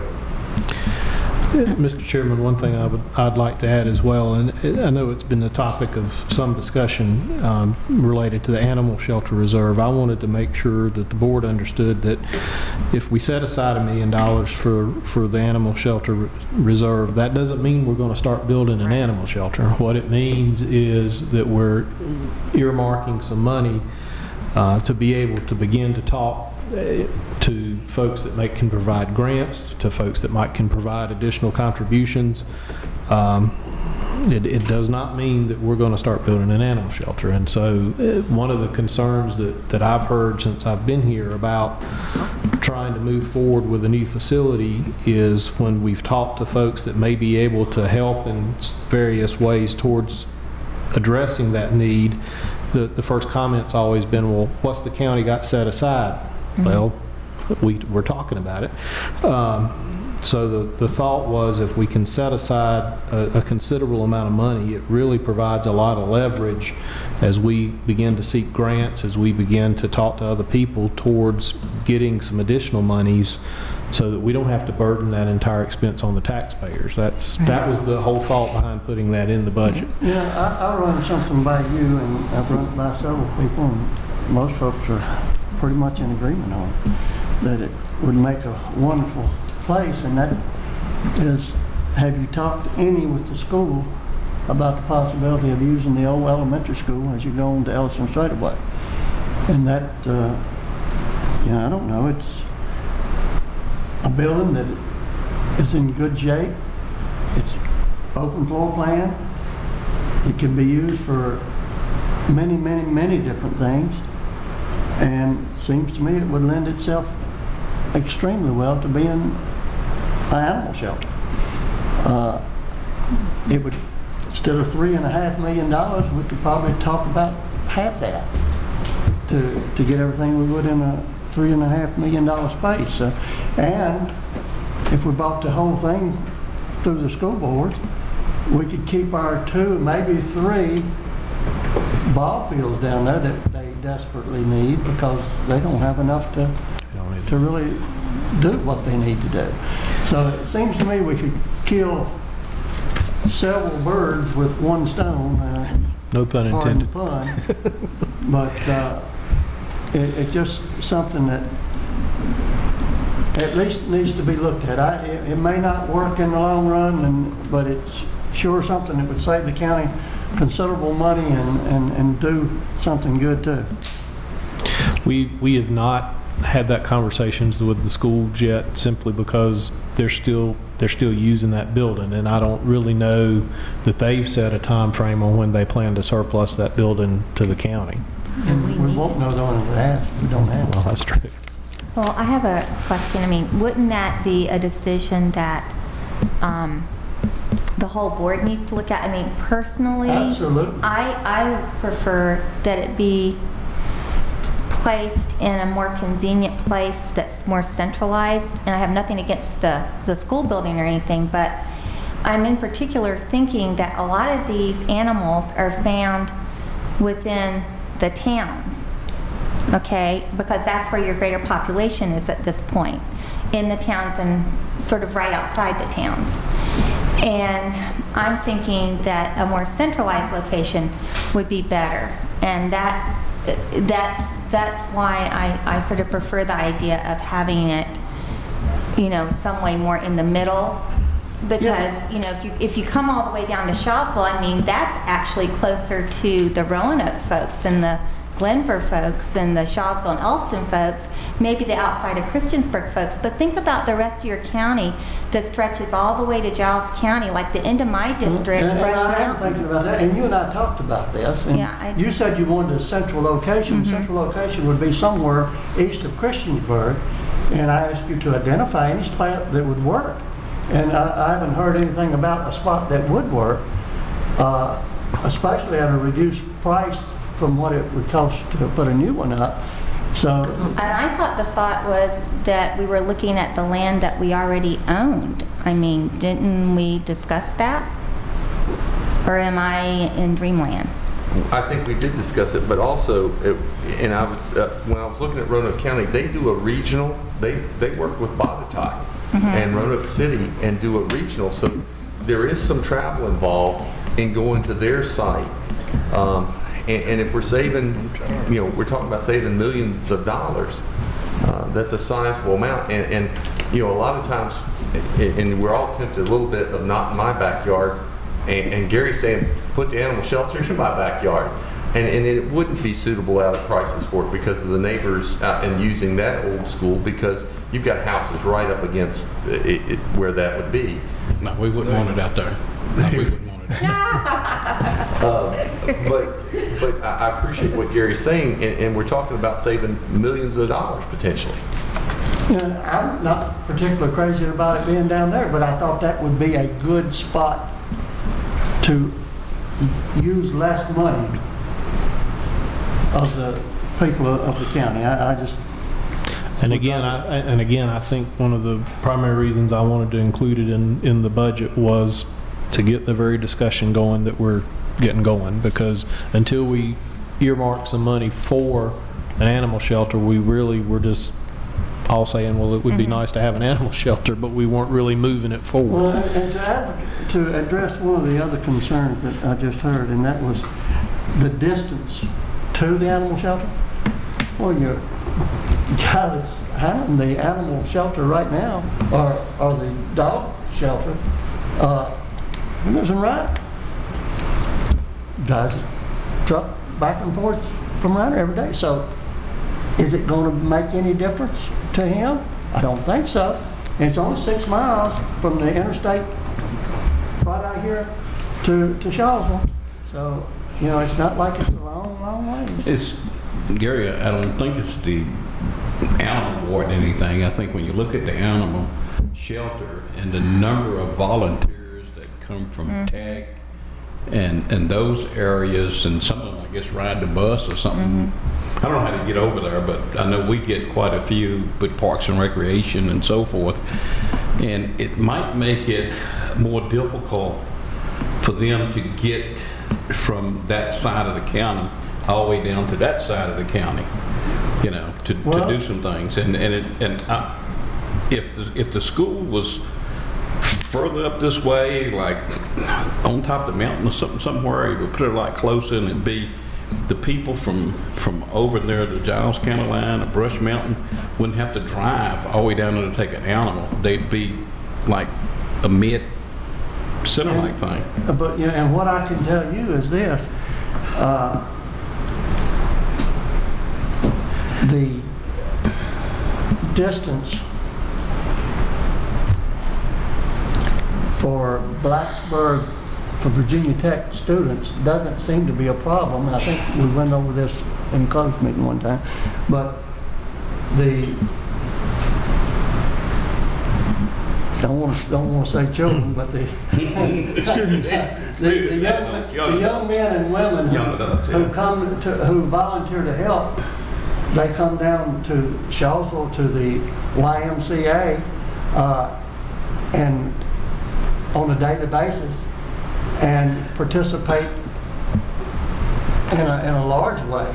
For that, they're talking about them running the new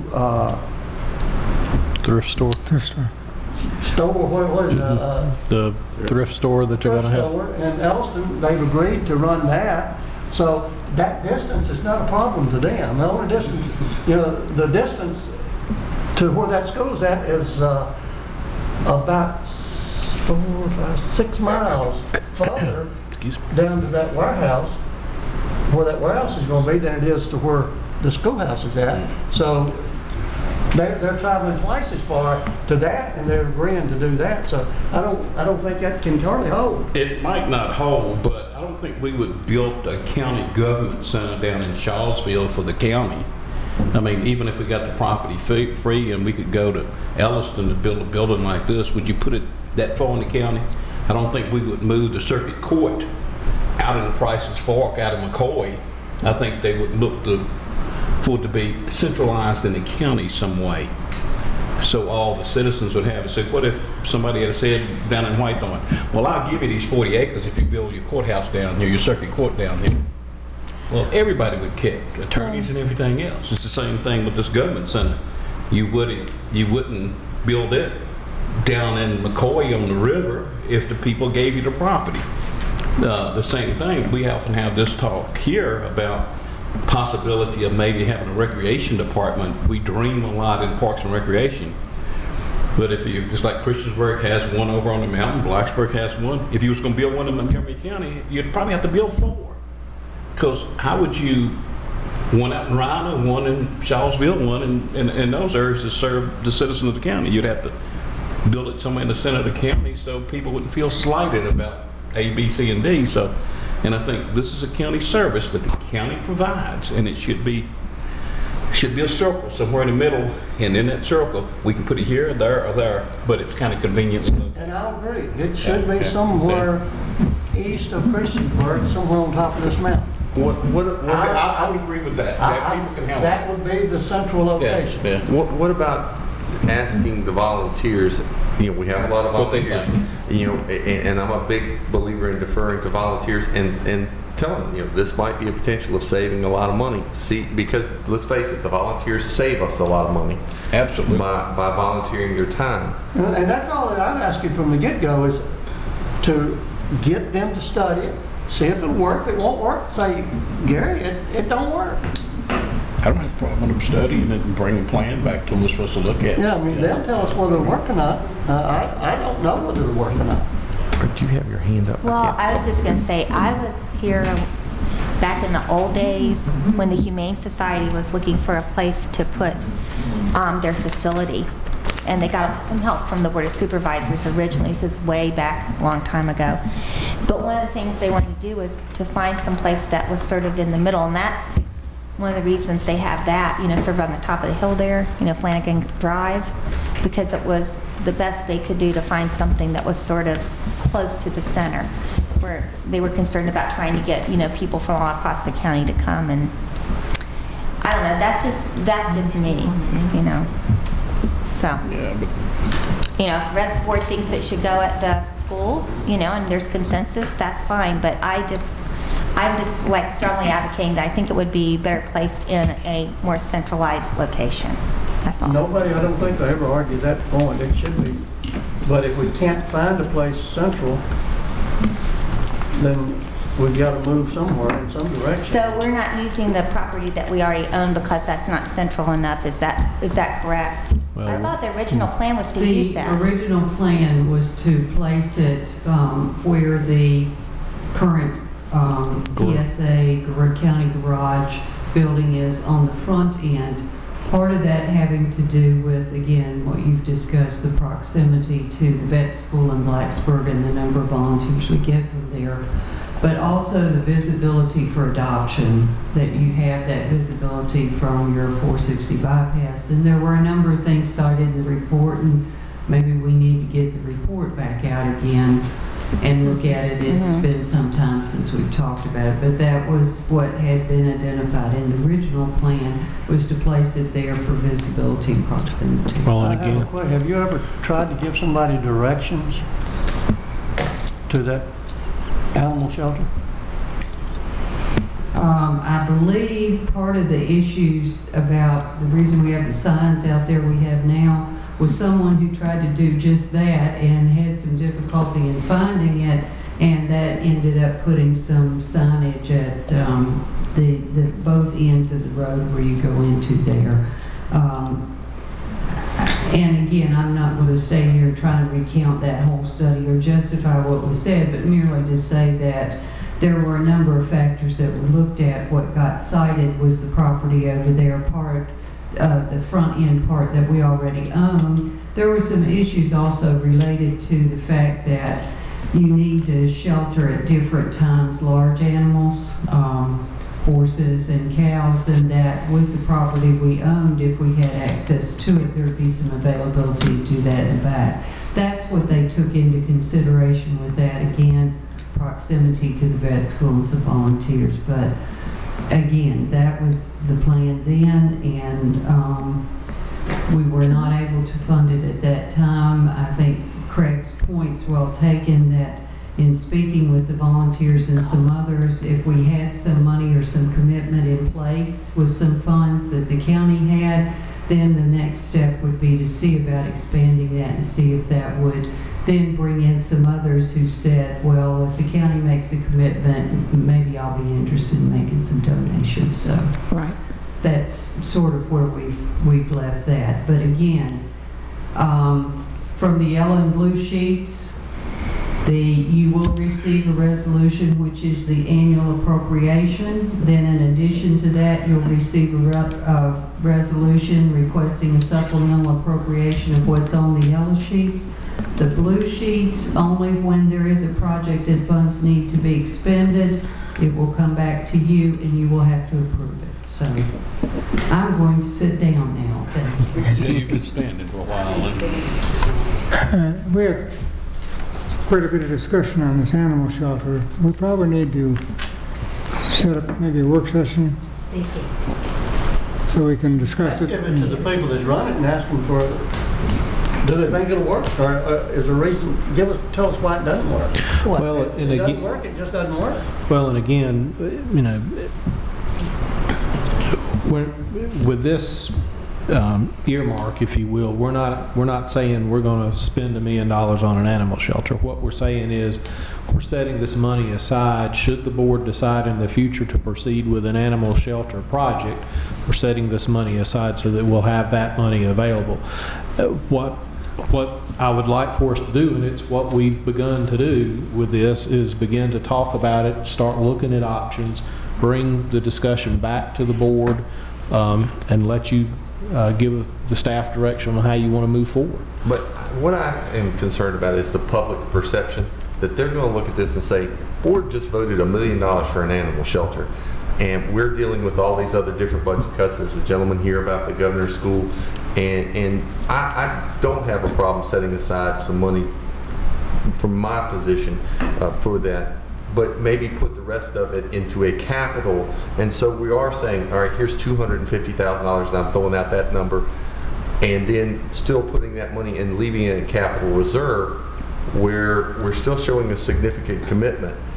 But in this day and time, where we're at, I think the public's perception is not going to be very understanding. They're going to say, that board just voted to give $1 million to animal shelter, and my child's not going to be going to governor's school. Is there any difference between an animal shelter reserve and a capital reserve as far as how the money can be expended? No. I mean, It's effectively a capital reserve. it's a matter of fact, you know, we've got on this list, with the second line's a capital reserve, the fourth line's a facilities reserve. They're both capital reserves. One, the capital reserve is for, you know, we do that for administrative purposes, just to kind of keep everything separate. A capital reserve's generally, you know, for buildings, projects of that sort. Facilities, we think more along the lines of roofs or major repairs or things of that sort. Again, the reason we decided to call it an animal shelter reserve was to show that the county was making a commitment towards addressing the animal shelter issue. That was the whole purpose. And that is a real need. I was talking with some of the people who volunteer at the animal shelter, and the volunteers that go there are just crying for a new place to be, and it's important to have an appropriate animal shelter. I don't know about $1 million or anything else, but at least this time we're being a little more proactive with putting money aside so that we don't have to continue to borrow funds to do whatever it is we need to do. Hopefully next year, with the economy improving, but we will be able to have more money, and who knows, within a couple years we can have that animal shelter. But it would, I think, be valuable to us to bring back that original report and just let us look at it again and see what's there and what we were pushing for when we first started this, because I know there was a great push in the very beginning, and we had people come, and we even had someone come to show us what a really well-designed animal shelter is. And yet, you know, being a parent and a teacher and a dog lover, I understand about the fellow who wants his child to go to the governor's school too. I really can sympathize with that. He's between a rock and a hard place. He's willing to pay, but he can't pay. I mean, you know, so I think that what we're doing, when you look at facilities, capital, and animal shelter, all of that can be used for, or at least part of it, at least $2 million of it can be used for an animal shelter. Whatever the board decides. If that's what we need to do. Whatever the board decides. I don't know. I've just been sitting here listening to an interesting conversation all night long, so I just thought I might say something. Break the monotony. I just would say that I think the $1 million is a fair amount to put in there. I think that shows that we're committed. I think that what we have now is disgraceful. I think the volunteers work very hard to make it better. I think not only do I feel for the volunteers, I feel for the animals. And if the state comes in here and doesn't like what they see sometime, we're going to be in big trouble. So I think it shows we're committed to doing something. We can't run out and do it right now, but there's some money set aside. And then what you do is you get your people that have all along said, we would be interested in helping you. Maybe we can have a foundation so that we can get the money into the foundation, and like people can start holding fundraising things. We need a committee. If there are people that wanted to come forward, a committee to get started on that, because I think it's out there ready to roll. And I think, and by putting $1 million aside, you're saying, you know, we really want to make an investment. We really want to do something. Now, the reason I'm so passionate about this, and you know, I'm a teacher too, and I'm a county board of supervisor member, and I love cats and dogs, but I am tired of every single year being on this board and never having the animal shelter addressed in any really real means. Until we got that study, we never did anything. Every time it was brought up, it went nowhere. And it's an embarrassment. You go to other counties and other places and you look what they have, and some of these places have less money than we do. So I feel very passionate about it. I want it to stay animal shelter reserve, and I'm very passionate that the $1 million stay there. Even if we have an emergency and have to use it for something else, so be it. But I think it needs to be there, and it's a statement. And I'm just very passionate about it, so I'll close my mouth now. I'd like to say one thing about the gentleman who's worried about his daughter not being able to go to the governor's school. And he says he's tried, but the school board can't take his money. Can he donate that money to the Montgomery County? Well, that's what I passed down to Craig. They have a foundation in place. Sarah's working hard on it, Joe's working hard on it, and Phyllis is. And I wrote him a note and asked, thinking that maybe we should suggest that, but I don't know, that why couldn't he do that? You know, I know that he could donate the money to the Mountain Valley Charitable Association and Charlotte or any other But people that that have that same designation, and they could in turn give it to the schools. Well, and he could also write it off on his taxes. And in all candor, the school board needs to bring that up as a resolution Yes. to that issue too. That's That needs to come from the. That's the school board's deal. I was hoping the gentleman would be here so that could come up under board comments, but. Yeah, I wrote it down for board member report. But also, what I worry about is, well, the rich kids who can afford to go to governor's school, their parents picked up the check. And that is a concern in the back of my mind also. And it's really a school board's decision, and I want to see that gentleman's daughter be able to go to, I talked with some folks out at Auburn who don't have the AP classes to be able to schedule those classes, and it was almost the exact same speech, and that governor's school's been taken away. And they don't have the opportunities that Blacksburg and Christiansburg have for AP classes, and they use the governor's school as a way of doing that because of the way the scheduling is. They just don't have those opportunities at the smaller schools. And Gary's had the same problem down in Elliston with one person. And years ago, didn't parents have to pay for their children to go to the governor's school? I don't know. I don't know. I don't know a whole lot about it other than the fact that I just thought, you know, if he really wants to do that, it seems like The foundation's That way very. Well, he's not a rich person. I've known him for a long time. So just clear that up, you know. And it's the school board's decision. His daughter's a brilliant, brilliant young lady, and she's very well spoken. They go to church with us, and there's, you know, 2 areas of the county that just don't have the facilities or the population, I guess, to have all the AP classes that are required. And you've still got students out there that, you know, could use something like that. They offer the classes. It's a scheduling problem as to when the classes are offered, because the school system will say to you that those students in those 2 smaller schools are not to be denied AP courses. It's just he wanted his daughter to take all AP classes, and because of the scheduling, it could not be done. And I can understand that, because they have to be done at times when it fits into the whole schedule. Well, this is I mean, you know, even with the help that the county was able to give, I mean, the schools were still facing a massive shortfall. And they made decisions, and one of those was for reasons to cut access to the governor's school. I mean, that was their prerogative to do that. I mean, I do hope a lot of people go to their public hearing tomorrow night and bring those concerns up. But, you know, if that money goes back into the budget, they're going to have to find it somewhere else, and that's going to mean cutting something else. So it's as we all know, I mean, this is not a good year. Yeah.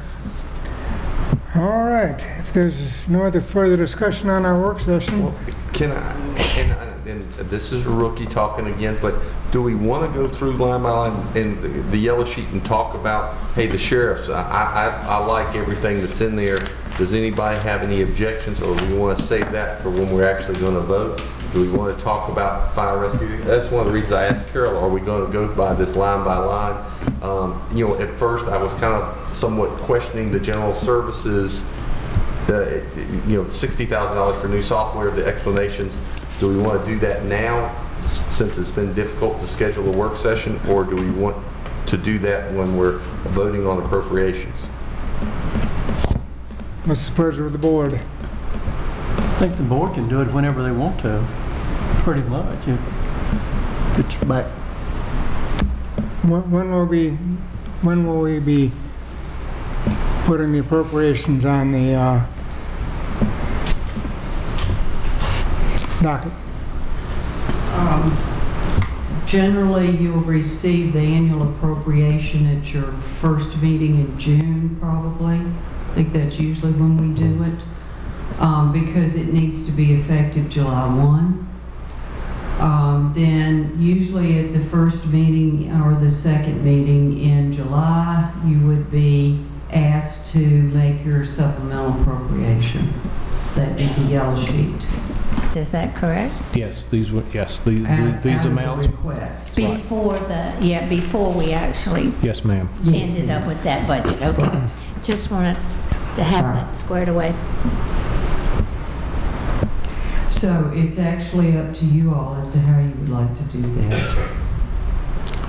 that. We've got a few more weeks if you want to That's fine. study it and come back to it. Frankly, I'd like to wait if that's okay with you, Chris. I'd like to digest some of this after we've gone through it, and maybe at the next meeting,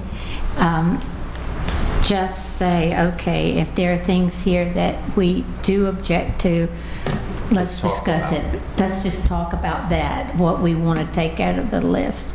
Would that be okay? That's perfectly fine, and as always, if you have some specific questions or you're going back over the list and some things come to you you'd like to have some answers to, let us know. We'll try and get those back to you, and then at whatever time you want to have further discussion on any of these items or all of them, we can do that too. Absolutely. Okay. Thank you, Carol. Thank you. Do I have a motion to go to work session? So moved. Second. Been moved and seconded. Roll call, please. Mr. Graham? Aye. Ms. Biggs? Aye. Mr. Tuck? Aye. Mr. Gaylor? Aye. Mr. Creed? Aye. Ms. Perkins? Aye. Chairman Lewis? Aye. 7 ayes. And the next item on the agenda is the county attorney's No report. report, Mr. Chair.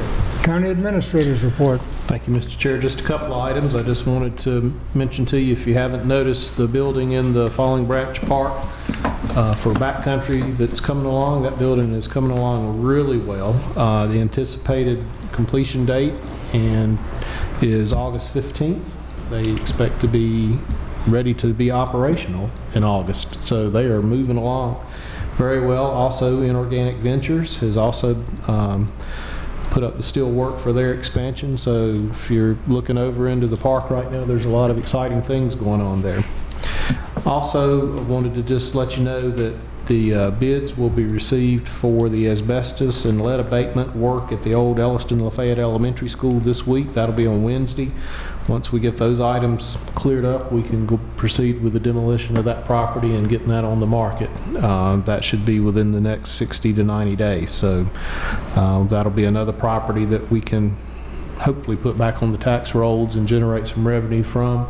The Price's Fork, the old Price's Fork Elementary School, should be turned over within the next month or so from the school board to the county. So that'll be another property that I'm sure we'll have a lot of discussion about how we want to move forward with. But we are moving forward with those.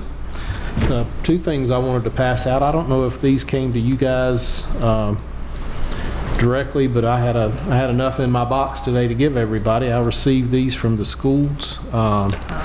A little quick facts report for the public schools. It's a very nice summary of information about some of the things that are going on in the school system. That was a nice information piece that they put together.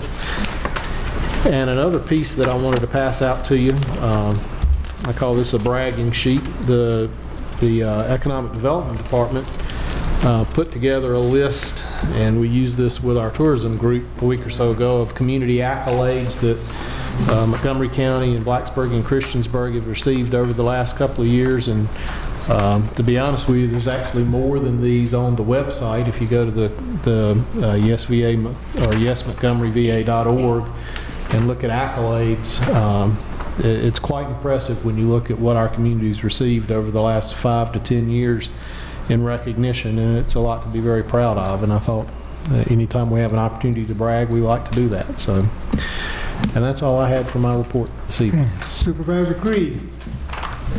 Yeah, I've just got one thing, and that's I'd like to nominate Cynthia Wells Disney to the Planning Commission. Okay. I'd second that motion. Got a motion and a second. Any discussion? Just to clarify, this is to fill the unexpired Yes, term. to fill the unexpired term of her father, who was Pugwell's. Yes. Okay. M.L. Pugwell's. Right.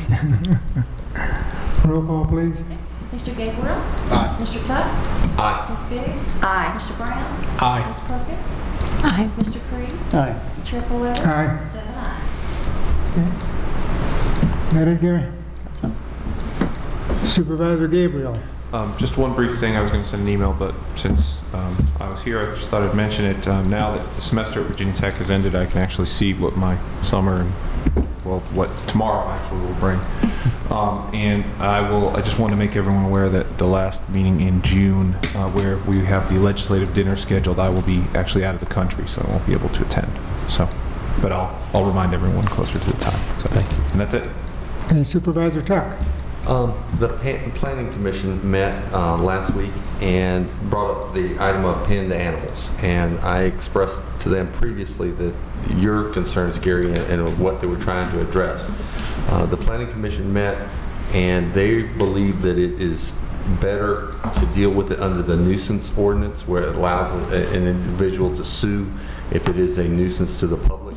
What they were concerned about in the discussions primarily was regulating it in agricultural districts throughout the county. And as far as regulating it residential, there seemed to be something that they felt like, but they were afraid that if you started applying it to agricultural and then trying to define the pinned animals, that it was going to be too much for them to deal with. Also, the Right to Farm Act, they were worried about violating. And so that's where basically they're going to send us a resolution. But I wanted to let you know that. I know that's something that was important to you, and I just wanted to pass that along. Okay. Supervisor Brown. Okay, a couple things. First thing, I think if you recall last year sometime that Don Gresh with the Dixie League had a team in Blacksburg that was going to the championship. And with Don's schedule, he wanted to come and present this to the board, but with his teaching schedules and so forth, he couldn't get. So I ran into him a couple weeks ago, and he said, "Would you please take this over to the board and present it to the board on my behalf, because the time is running out." So I don't want the championships in 2011. We don't want to present it in 2014.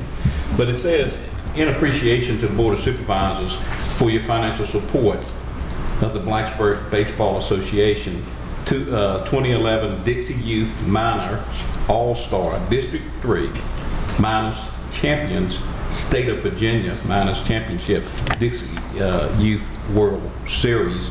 And this is just a token of their appreciation for, I forgot what we gave them. It wasn't much, but they helped them with their trip. The second thing is that several of us got to attend the 55th anniversary celebration at the Elliston Volunteer Fire Department, which was real nice. Gary spoke, I spoke, and Annette and Mary was there also. The thing about it, our next meeting will probably be on Tuesday the 29th, because Memorial Day is that Monday. That's correct. And I don't plan to be at that meeting. I plan to be at my grandson's graduation, which is Christiansburg over here, and that's like 7 o'clock at night. That's it. Excuse me, I know that's my husband. Hey, I got the same ring, and I thought it was mine, but I had Ms. Biggs? I'm sorry, I didn't turn it off. I just say that Mr. Gabriel brought up that tomorrow night is the public hearing on the school board budget at 7, and so there'll probably be people there to speak. And let's see, I really enjoyed the fire department anniversary down there. That was really a nice event, and Mr. Creed and Mr. Brown did an excellent job of speaking. A week ago Saturday, I attended the police officers memorial parade in Blacksburg, and it was a rainy day, but we still had some people out along the streets, and it was very moving because they were honoring Officer Krause as one of the people, and our sheriff was there, so it's good to see, Montgomery County represented also. And that's it.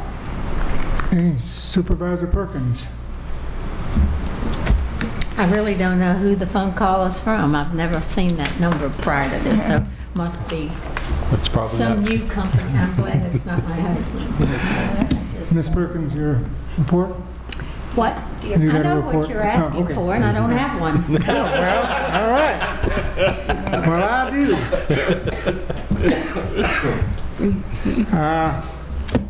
On Thursday, I'm going to give a hemp presentation to Giles County.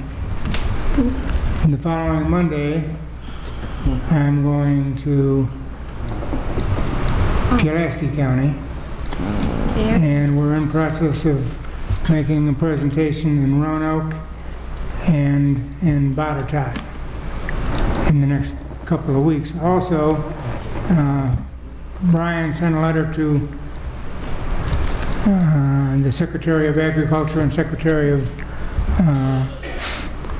Commerce Secretary to try and set up an appointment in Richmond so we can discuss the matter with the Department of Public Policy. And I had mentioned a little earlier about this polymer concrete business.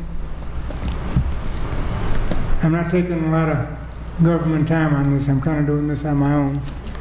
I'm getting a little help, but I'm trying to see if this is a viable product for redoing some of our dirt roads,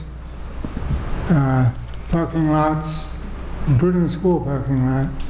And I'll just give you a figure that I got from a company. It's on the website, and the company is called Poly Pavement. They're out of California. And they were going to do a project in New York State at a college. The college required, they want to get a green representation, and their product would meet that responsibility. They also quoted after preparation, which is the same for either asphalt or concrete or this poly pavement.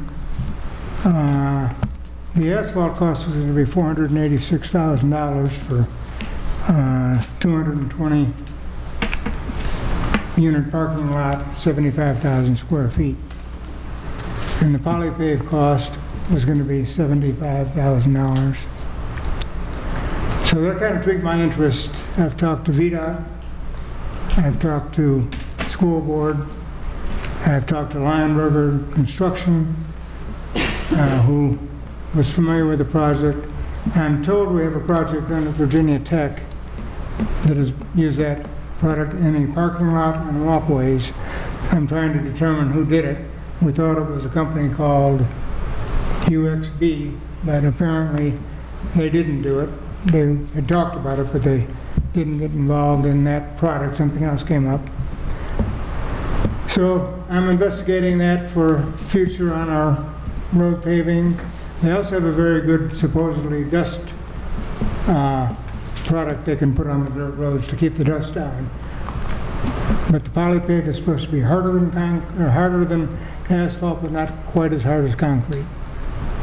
And it's a soil glue, basically. It takes your soil, and it's got to have a certain concentration of clay, which we feel we should have here. And it adheres it, and it makes it solid. And a 2-inch thick